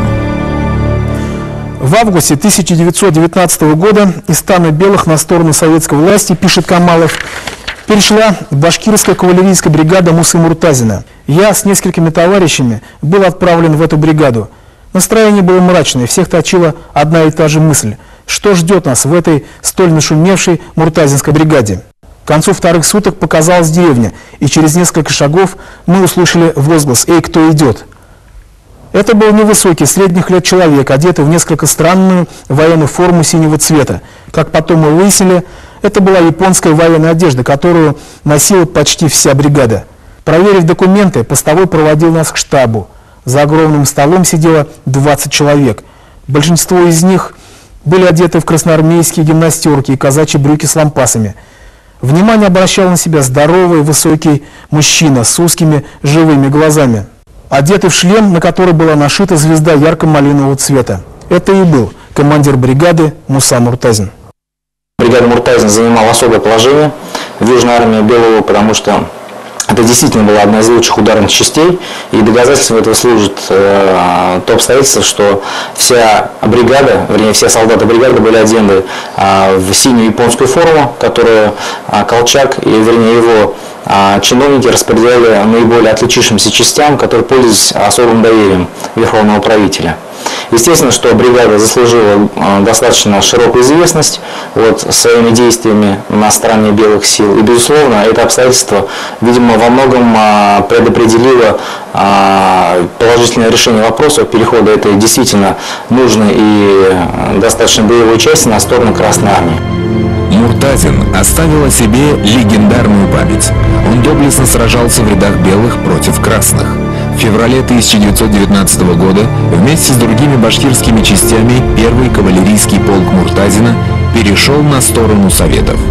Не вынеся морального унижения от издевательств красных командиров, Муртазин вновь ушел к белым, попутно разгромив Смоленский пехотный полк. И вот в августе 1919 года он, после длительных переговоров, вновь согласился перейти на сторону большевиков. Этот башкирский Григорий Мелихов был патриотом, а потому предпочел остаться со своим народом.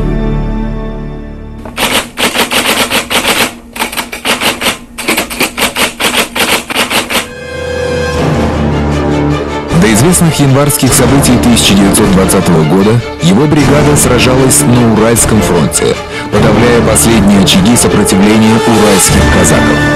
В марте 1919 года последним атаманом уральского войска был избран Владимир Толстов.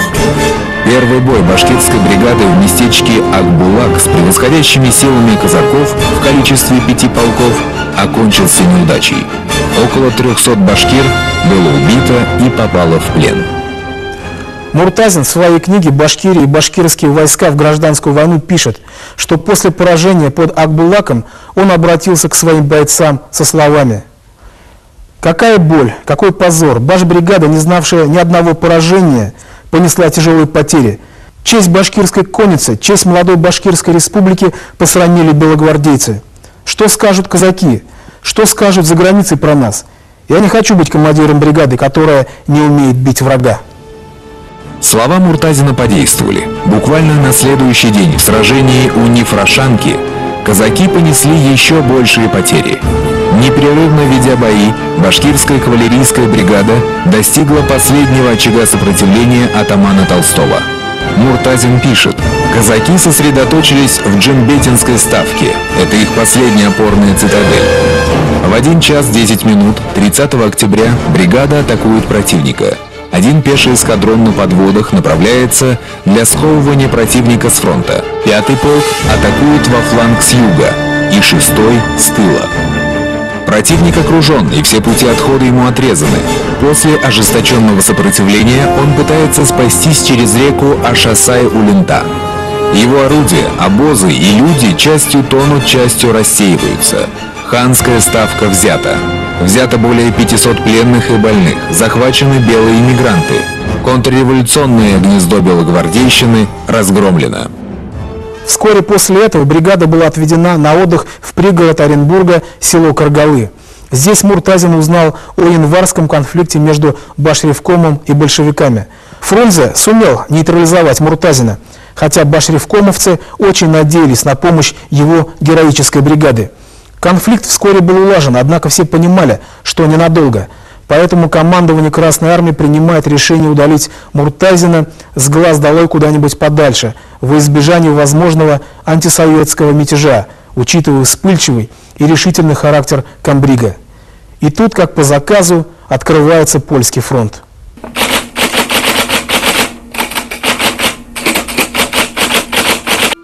После развала Российской империи Польша получила долгожданную независимость и сразу же проявила великодержавные амбиции. Польский диктатор Юзеф Пилсудский ставил целью возродить прежнюю Речь Посполитую, некогда занимавшую пространство от Черного моря до Балтийского. В январе 1920 года польские войска перешли в наступление в Белоруссии и на Украине. Советские войска понесли ряд поражений и отступили. Однако ситуация изменилась, когда после разгрома Деникина, Юденича и Миллера советское правительство сумело стянуть на западную границу России мощную группировку войск. Для усиления военной группировки сюда были стянуты лучшие подразделения и лучшие соединения Красной Армии. Это в первую очередь 1-я конная армия Буденова, это 25-я Чапаевская дивизия и, конечно же, башкирская бригада Муртазина. Ее появление на фронте зафиксировала газета «Киевская мысль», написавшая, что на киевское местечко Бровары совершила налет какая-то азиатская часть и порубила 60 офицеров. На границе с Польшей и Россией в военных действиях приняли участие лучшие командиры Красной Армии. Это Тухачевский, это Егоров, это Якир, это Гай. Ну и, скажем, в этой плеяде был и комбриг Муртазин, который сумел в этот период времени, в общем-то, завоевать достаточно хорошую репутацию боевого и талантливого командира и сумел ее реализовать на польском фронте. Башкирская кавалерийская бригада отлично зарекомендовала себя при взятии Киева и форсировании Днепра. Участник тех событий генерал-майор Лизюков впоследствии вспоминал: из ближайшего леса стройными колоннами выезжают польские уланы в темно-синих костюмах, разукрашенные позументами и золотыми аксельбантами в черных блестящих касках.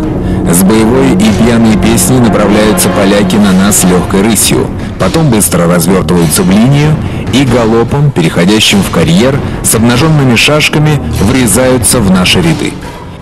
Их шашки встречают ощетинившиеся штыки наших стрелков, звенят и ломаются.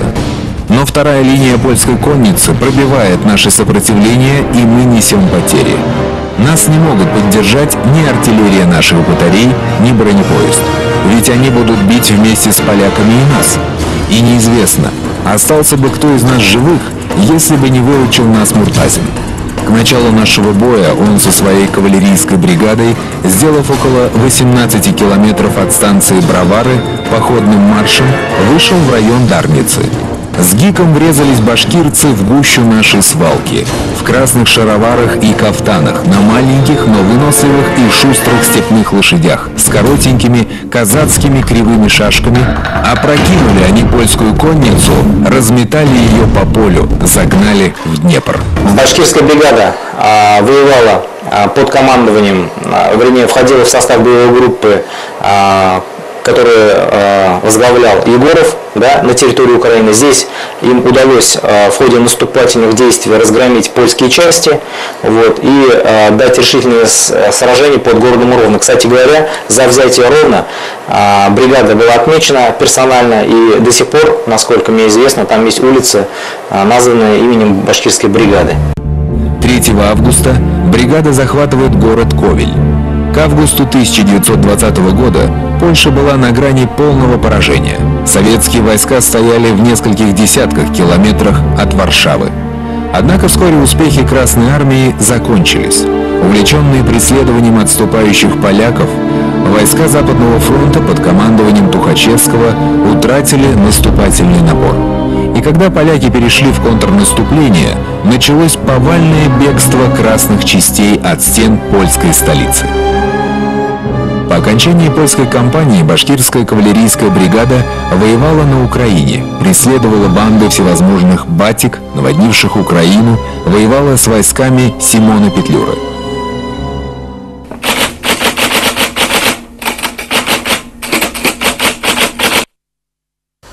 Неопределенность вопроса административно-территориального устройства России накаляла в некоторых субъектах Федерации обстановку. Поэтому Москва решила раз и навсегда покончить с игрой Федерацию свободных республик, одним ударом прекратить весь этот демократический балаган. Регионам нужно было навязать единый шаблон взаимоотношений с центром, чтобы затем спокойно проводить свою гибельную политику. Ибо суперцентрализация тормозила развитие регионов. Централизация убивала и само государство, которое превращалось в неповоротливого монстра, неспособного прокормить самого себя, ибо иссякали жизненные токи российских земель, питавшие его. Крах системы наступит в конце 80-х годов, а пока все шло своим чередом. 8 апреля 1920 года состоялось заседание ЦК РКПБ, на котором по башкирскому вопросу выступил Сталин. В принятых решениях говорилось о контрреволюционной опасности в Башкирии. Дзержинский предложил передать суду Хариса Юмагулова и других участников январского ареста членов Башкирского обкома партии. Наконец, было решено вызвать в Москву Валидова для дачи объяснений. Ахмед Заки Валиди пишет в своих воспоминаниях: 28 апреля Сталин вызвал меня к телеграфу и сказал: «Товарищ Валидов, надо посоветоваться по нескольким важным вопросам, касающимся башкирских войск. Приезжайте в Москву. С вами прибудет и Самойлов». Сразу стало понятно, что ищут повода оторвать меня от Башкортостана. 14 мая 1920 года Сталин принял Валидова. Между ними состоялся разговор. Сталин заявил, что некоторые группы башкирских деятелей считают Башкирскую республику почти независимой от РСФСР. Хотя есть и другая крайность. Некоторые работники из центра сводят на нет автономию Башкирии, ущемляют ее национально-государственный суверенитет. Поэтому, сказал Сталин, нужно определить конституционные нормы устройства автономной Башкирии. Валидов ответил, что ни один из них не считает Башкирскую республику независимой от России, но лишь придерживается параграфа 8 Конституции РСФСР и текста соглашения с советской властью. Параграф 8 Российской Конституции 1918 года гласил: «Стремясь создать действительно свободный и добровольный союз трудящихся всех наций России, Третий Всероссийский съезд Советов ограничивается установлением коренных начал Федерации Республик России, предоставляя рабочим и крестьянам каждой нации принять самостоятельное решение на своем полномочном советском съезде, желают ли они и на каких основаниях участвовать в федеральном правительстве». Валидов пытался убедить Сталина в соблюдении Башревкомом всех положений Конституции. Но Сталин и другие большевики видели в Конституции лишь часть антуража, необходимого для придания законности своей власти. Но все же Валидову удалось убедить Сталина отозвать из Башкирии Самойлова и Артема, наломавших там столько дров. Один из очевидцев событий в Башкирии писал: «Власть Башкирии может быть жизненной только тогда, когда имеет корни в правосознании башкирского народа. К сожалению, и старый режим, и товарищ Артем сделали все, чтобы возбудить среди башкир ненависть вообще к власти, да притом еще возглавляемой русскими». В Центральном комитете была образована специальная комиссия по башкирскому вопросу. Понимаете, вот как раз тогда. Во главе с самим Сталином. И этой комиссии было поручено подготовить документ, новые положения вообще о Башкирской автономной республике. Пользуясь тем, что Валидов фактически на положении заложника находится в Москве, 19 мая 1920 года Центральный исполнительный комитет и Совет народных комиссаров РСФСР за подписью Ленина и Калинина принимает декрет о государственном устройстве автономной Советской Башкирской Республики, которым Башкирия лишилась значительной части своей экономической и политической самостоятельности. К этому времени стало уже абсолютно ясно, что красные уже побеждают, что белое движение уже по существу оно потерпело поражение, понимаете, и не было необходимости в использовании башкирских частей против белого движения. И как раз к этому времени относится начало расформирования башкирских частей. Понимаете, ситуация изменилась. На следующий день после подписания декрета Валидов был у Ленина, чтобы высказать свое отношение к произошедшему событию. Валидов говорит: «В марте 1919 года мы приняли соглашение. Оба поставили подписи. Права одной угнетенной нации Востока, хоть и не в полной мере, были признаны. Через 14 месяцев они превратились в прах». Ленин отвечает: «На каком основании вы поднимаете такие нравственные проблемы? Какой вы революционер? Чего ради цепляетесь за эти соглашения? Наше с вами соглашение — лишь клочок бумаги, который никого ни к чему не обязывает. Я серьезно и искренне желаю вашего сотрудничества с нами в общероссийском и мировом масштабе. Вам не к лицу поднимать такой спор из-за подписи, которая в другое время и при иных обстоятельствах вынуждена поставлена на клочке бумаги». Момент истины наступил. Большевики сбросили маску со своего лица, полностью обнажив свою тоталитарно-унитаристскую физиономию. О том, что большевики поступят именно так, Валидов догадывался с самого начала сотрудничества с ними. Но об одном ни он, ни Ленин никак не могли даже и предполагать. Написав свой декрет, большевики полагали, что одним росчерком пера решили проблему устройства Башкирии. Но они глубоко заблуждались. В 1920 году республика стала ареной восстаний. Башкирские войска не могли встать на защиту своей республики, ибо были выведены за ее пределы. Тогда на защиту республики встал сам народ.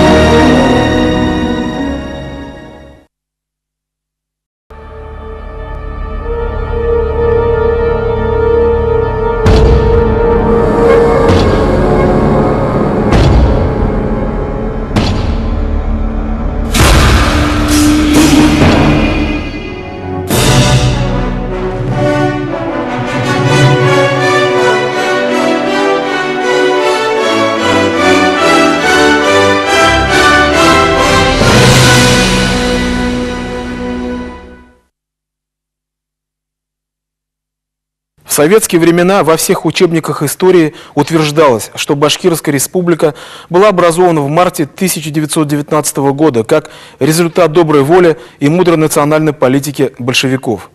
Уфимский поэт Константин Приуральский через 6 дней после смерти Ленина написал: «На этот край, всеми забытый, что в темноте веков блуждал, войной гражданскую забитый, твой взор страдальческий упал. Твой гений вывел на свободу весь край башкирский, нам родной, дав автономию народу, спас от судьбины роковой».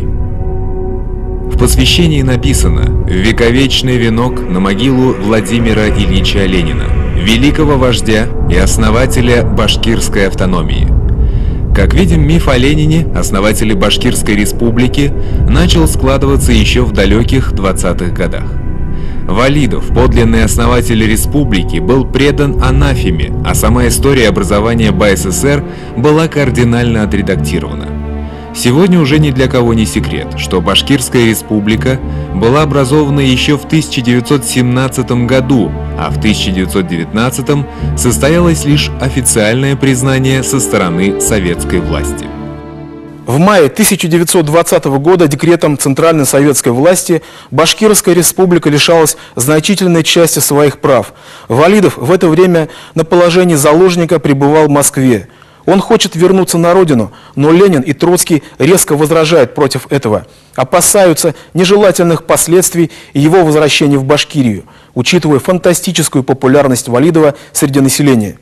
Они хотят использовать его для дела экспорта пролетарской революции на восток. Но Валидов не желает быть игрушкой в руках большевиков. Путь в Башкирию ему был закрыт, поэтому он решает уйти в Среднюю Азию.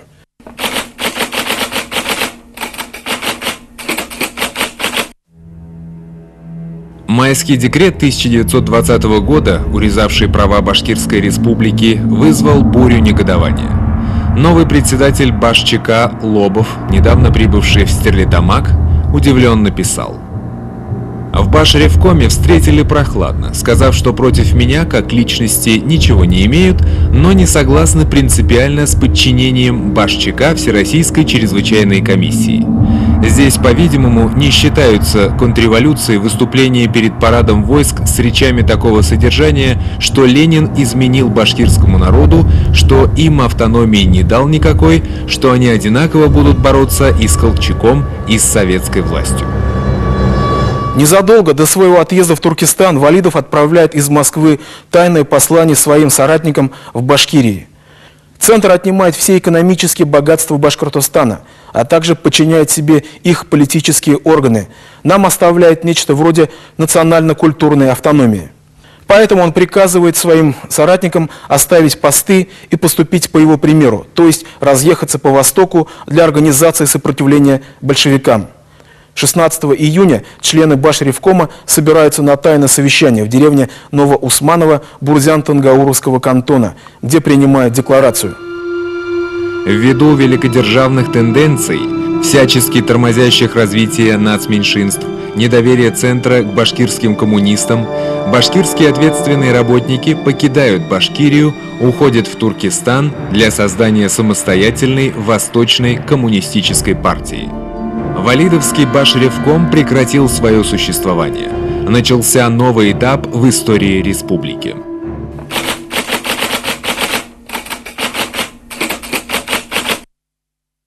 Отто фон Бисмарк говорил, что революцию замысливают романтики, осуществляют фанатики, а ее плодами пользуются негодяи.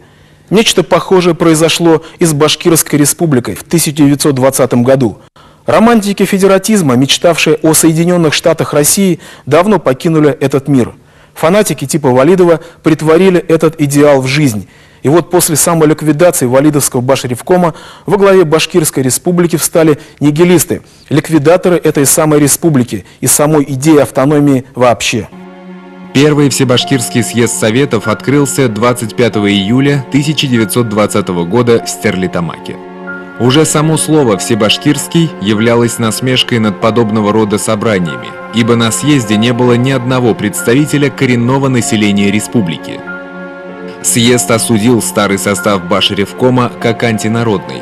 Но самым роковым решением съезда стало избрание на пост председателя Башцик и Башкирского совета народных комиссаров ярого врага башкирской автономии и башкирофоба Гали Шамигулова. Аресты и расстрелы сторонников бывшего Башревкома становятся обыденным явлением.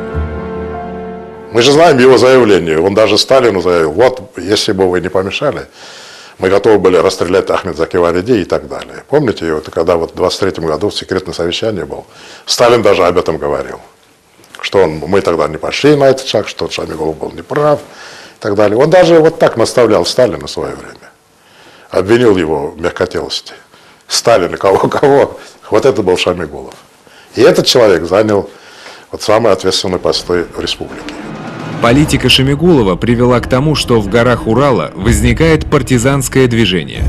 Диктатура Шамигулова была настолько невыносима, что в рядах повстанцев оказываются не только враги большевизма, но и убежденные коммунисты-башкиры, ибо режим, установившийся в Стерлитамаке, носил откровенно антибашкирский характер.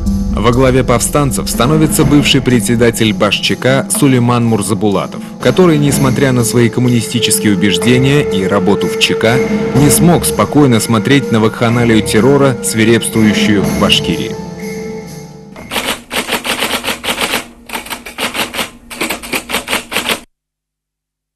Центром восстания стал Бурзян-Тангауровский кантон. Руководитель операции по подавлению восстания, уполномоченный Башчика Владислав Поленов, объявил в кантоне военное положение и принялся без суда и следствия истреблять гражданское население. Шагид Худайбердин, занимавший тогда пост председателя Бурзян-Тангаурского ревкома, писал: «Военный совет, созданный Поленовым, становится во главе кантона и открывает беспощадную резню башкир».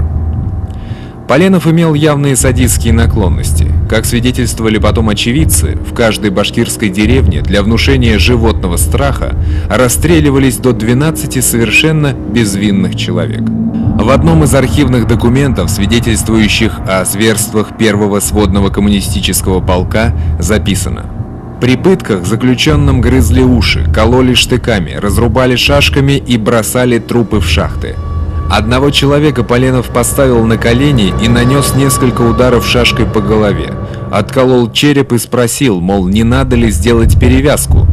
Тот с усмешкой что-то произнес, тогда Поленов в его обнаженные мозги всадил штык». Всего в результате поленовщины, как потом было названо это явление, было убито до 3000 человек.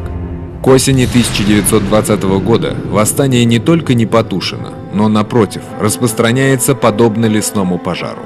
Огнем мятежа охвачены уже не только Бурзян-Тангауровский кантон, но и Тамьян-Катайский, Усерганский, Юрматынский.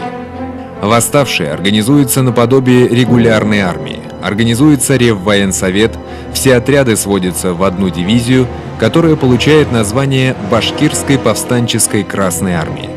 Шамигулов призывает на помощь известного карателя Чеверева, прославившегося при подавлении крестьянских восстаний в Уфимской губернии, а также комбрига Ивана Каширина. По пути следования чеверевцы останавливались в башкирских деревнях и говорили, что, дескать, мы из Валидовской армии. Отношение к ним сразу же менялось. Чуть на руках нас не носили, читаем мы в мемуарах бывших чеверевцев. Тут на стол все являлось. Кумыс, масло, баранина. И говорили: вы ведь наши, и для вас мы готовы пожертвовать всем имуществом, а вот скоро пойдут из Стерлитамака красные черти, которых мы и в избу не пустим. Затем чеверевцы говорили правду, что они и есть эти самые красные черти, и далее следовала кровавая расправа над сельчанами. В октябре 1920 года повстанческая башкирская Красная армия повела наступление на Белорецк, Баймак и Стерлитамак. К башкирам присоединяются русские и казачьи отряды Выдрина, Ланина, Косарева. Видя, что жестокости только озлобляют население, уполномоченный ЦК РКПБ Мостовенко приходит к мысли о необходимости переговоров с лидером движения Сулейманом Мурзабулатовым. К этой мысли приходят и другие московские представители, так как анализ ситуации подводит их к выводу, что первопричиной восстания являются перегибы в национальной политике Шамигулова и его подельников. Так начальник политуправления Башкирии Голодович писал: Анализируя все данные, пришел к заключению, что поводом башкирской махновщины является фактически наш башкирский политический центр, который после валидовщины не сумел энергично повести в широком масштабе агитацию и пропаганду и очень нетактично поступал в своей работе. Например, ко мне приезжают с докладом из Бурзян-Тангауровского кантона и доносят, что в селе Баймак есть уполномоченный обкома и баш-ЧК некий Поленов, который без суда и следствия расстреливает людей налево и направо, очень грубой и нетактичной малой. То есть они поняли, что слишком перегнули палку, переборщили, вот назначив Шамигулова в Москве тоже, вот центральной сами власти, что народ голодает, понимаете? Это по существу Поленов уже проводил политику геноцида против башкирского народа. В этих условиях Центр счел за благо начать переговоры с Мурзабулатовым. Между повстанцами и правительственными органами было заключено соглашение, основными положениями которого были амнистия всем участникам восстания, удаление из Башкирии Шамигулова и его подельников, а также признавалась ошибочная практика грубого вмешательства Центра через своих представителей в дела республики. Весь 1919 и 1920 годы башкирское правительство и войска провели в сражениях, военных и политических. Но не одни лишь ратные дела и хитросплетения политики составляли содержание деятельности башкирского национального движения. Воодушевленное успехами на политическом и военном поприще, руководство республики активно действует и в области экономики. За дело взялись творчески, даже слишком. Они не стали копировать букву в букву экономическую политику Центра, а изобрели собственную.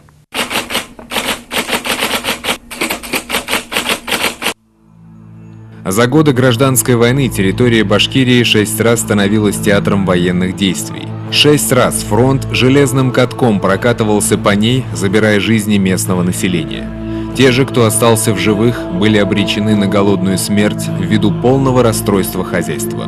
Уполномоченный Центра Тимофей Сидельников писал: «Пока в столицах идет эта война, там, в глубине лесов, народ башкирский вымирает тихо, безропотно, геройски. От тифа, голода и безработицы. Думаю, что минимум 25-30% башкир за эту зиму отправилось на тот свет. Какой-то тихий ужас охватывает тебя, когда видишь эту немую трагедию».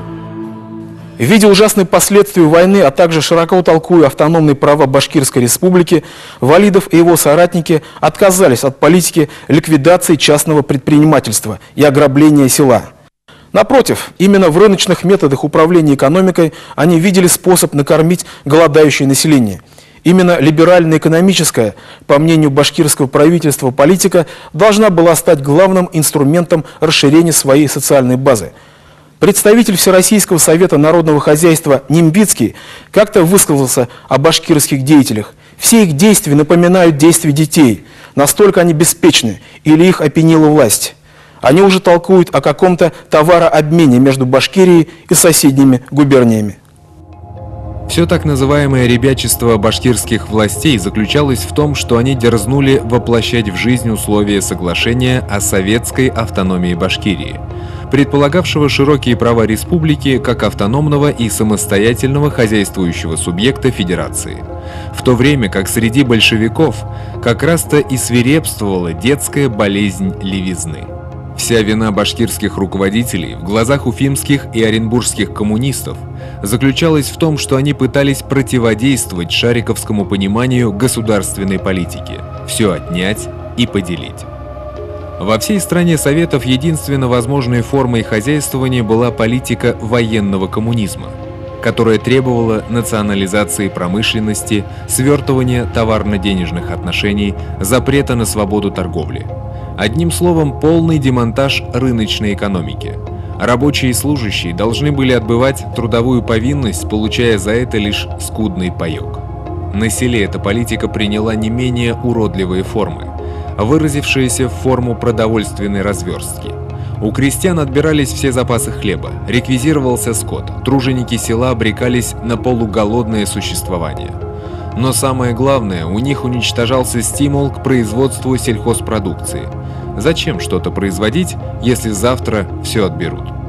Иное дело Башкирия, руководство которой, широко трактуя свои автономные права, отказалось проводить губительную для экономики и населения политику военного коммунизма. На всей территории Советской Республики Башкортостан оставался единственным островком рыночных отношений и относительного материального благополучия.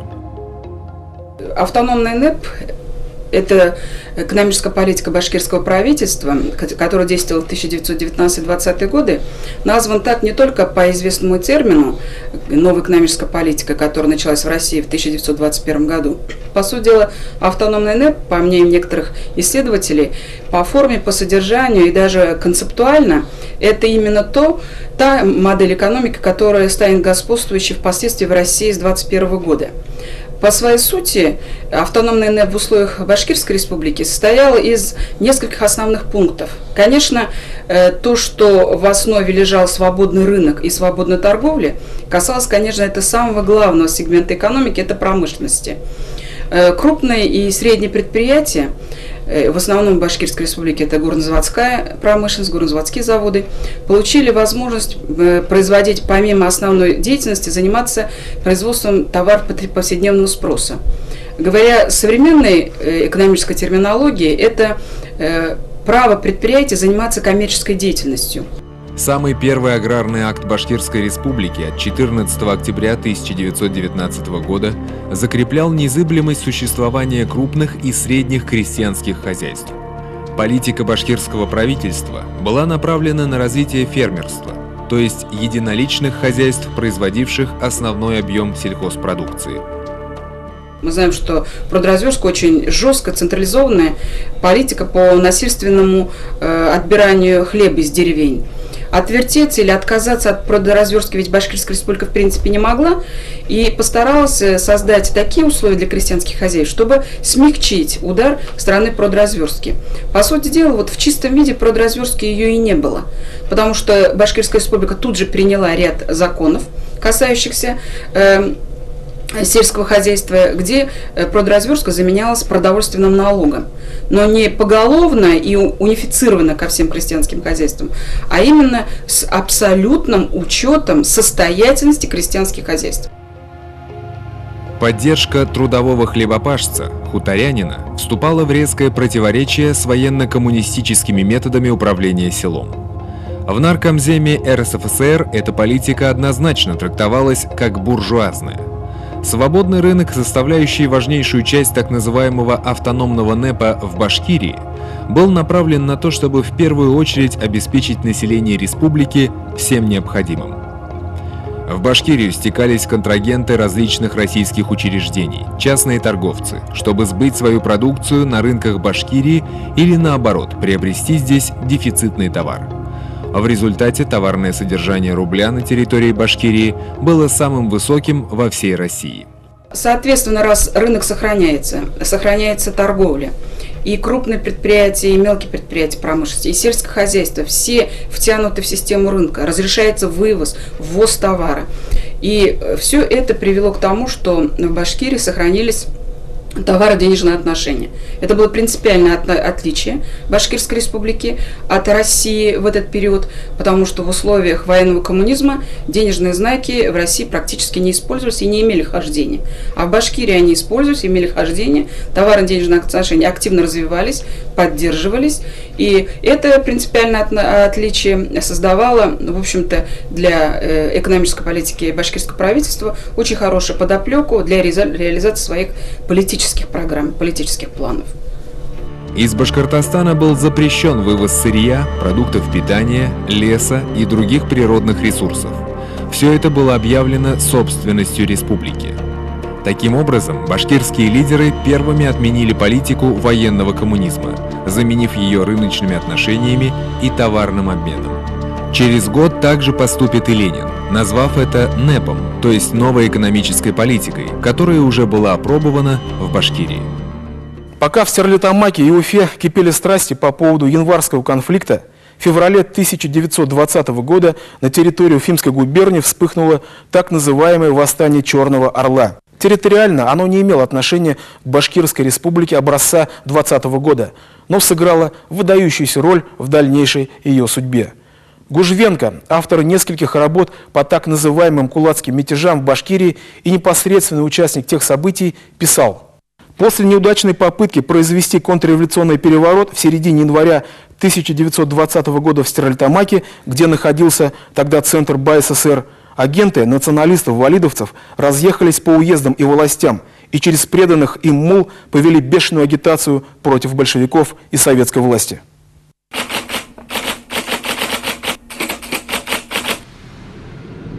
Выражения Гужвенко, выдержанные в лучших традициях исторического материализма, камуфлируют реальный факт восстания крестьянских масс против советской власти.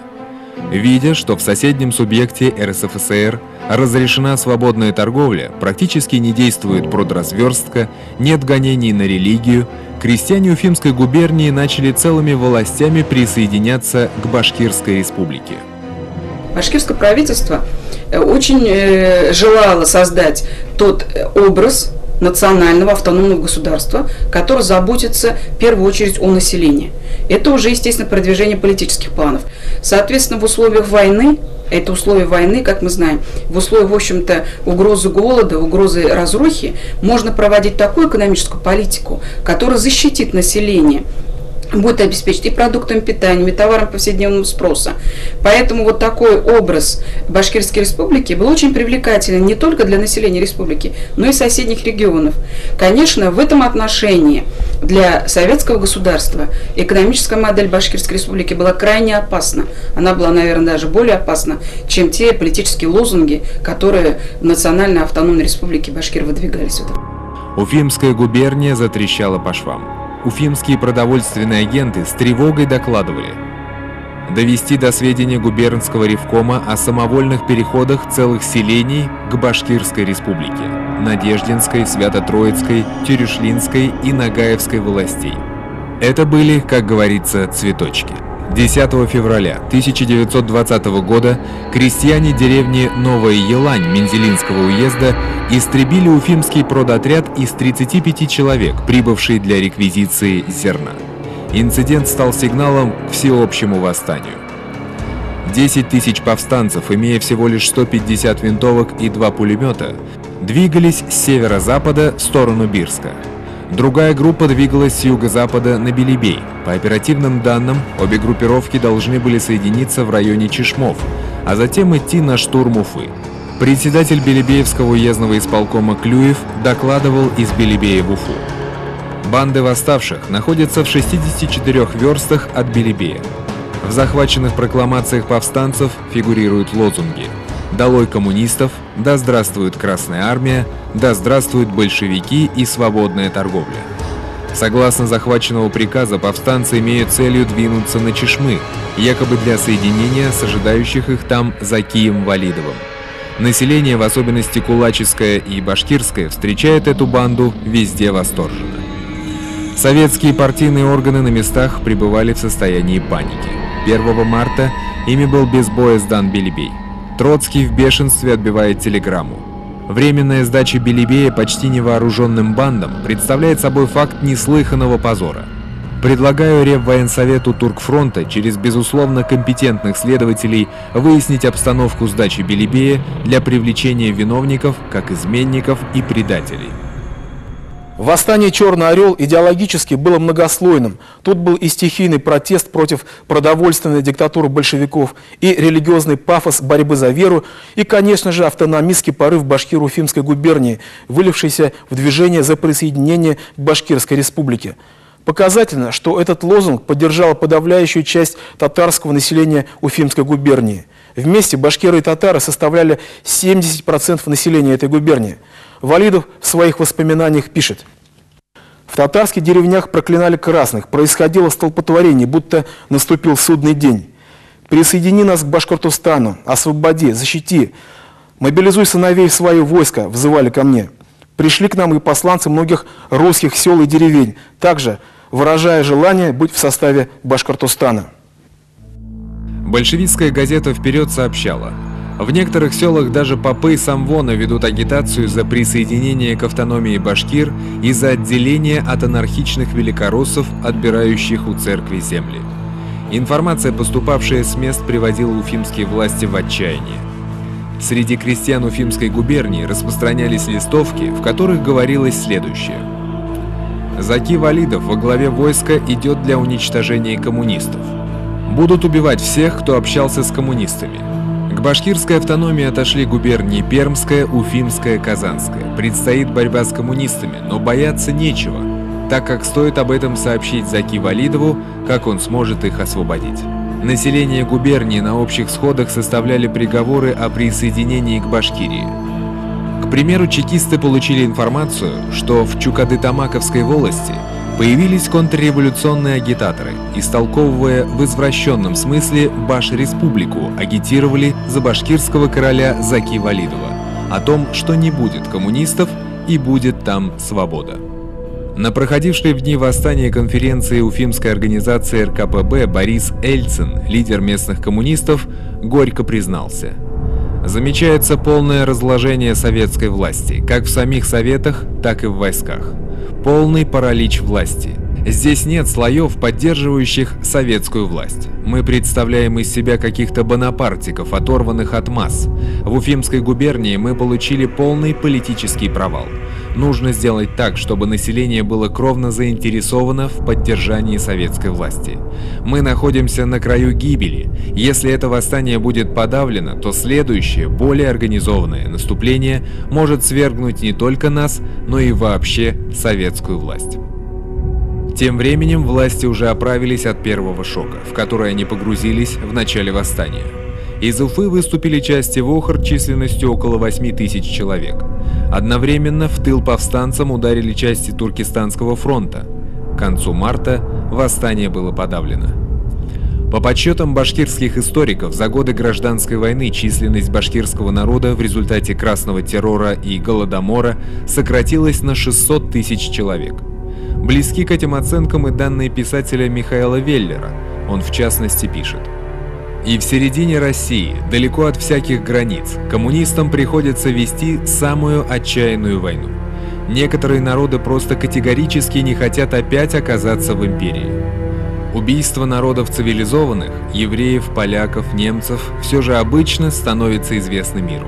Весной и летом 1920 года по реке Белой плывут трупы башкирских повстанцев, их жен и детей. На грудных младенцев красные обычно не тратили пуль, их просто топили вместе с уже мертвыми матерями. Мир ничего не знал об этом. Число башкир уменьшилось на треть после войны с советской властью в 1920 году. В 1897 году на земле жило 1,5 миллиона башкир и всего 1 миллион в 1926. До сих пор численность народа ниже, чем была до войны 1920 года. Михаил Веллер. Гражданская история безумной войны.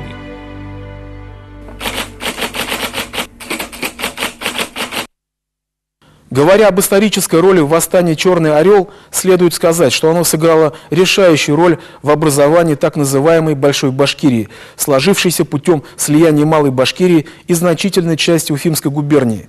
Восстание стало своеобразным плебисцитом по вопросу о статусе упомянутой губернии. После произошедшего восстания ее судьба была предопределена. Повстанцы заявляли, что главным нашим организатором является Заки Валидов. Перебив коммунистов, мы избрали бы главой правительства Заки Валидова. Ему мы дали слово, обещали. Восстание «Черный орел» предопределило судьбу Уфимской губернии. 27 мая 1920 года декретом советской власти была образована Татарская АССР, к которой отошел Мензелинский уезд Уфимской губернии. 14 июня 1922 года вышел декрет в ЦИК о расширении границ автономной Башкирской Советской Социалистической Республики. Уфимская губерния упразднялась. Уфимский, Стерлитамакский, Бирский и Белебеевский уезды входили в состав Башкирии, а Златоустовский – в состав Челябинской губернии. Этот акт завершал собой долгий и тяжелый процесс образования и становления Башкирской республики, сначала в пределах так называемой Малой, а затем Большой Башкирии. Это была геройская борьба башкирского народа за свою вековую мечту, которую на разных этапах поддержали и другие народы, населяющие наш край. В башкирских войсках верой и правдой служили татарские офицеры, братья Терегуловы, небезызвестный лидер штата Идель-Урал Ильяс Алкин, множество русских, поляков и чехов. В условиях братоубийственной гражданской войны республика сумела найти свой неповторимый путь, дав начало новой парадигме государственного устройства, а именно российскому федерализму, основанному на экономической самостоятельности регионов. И в этом заключается историческое значение Башкирской республики для судеб нашей страны.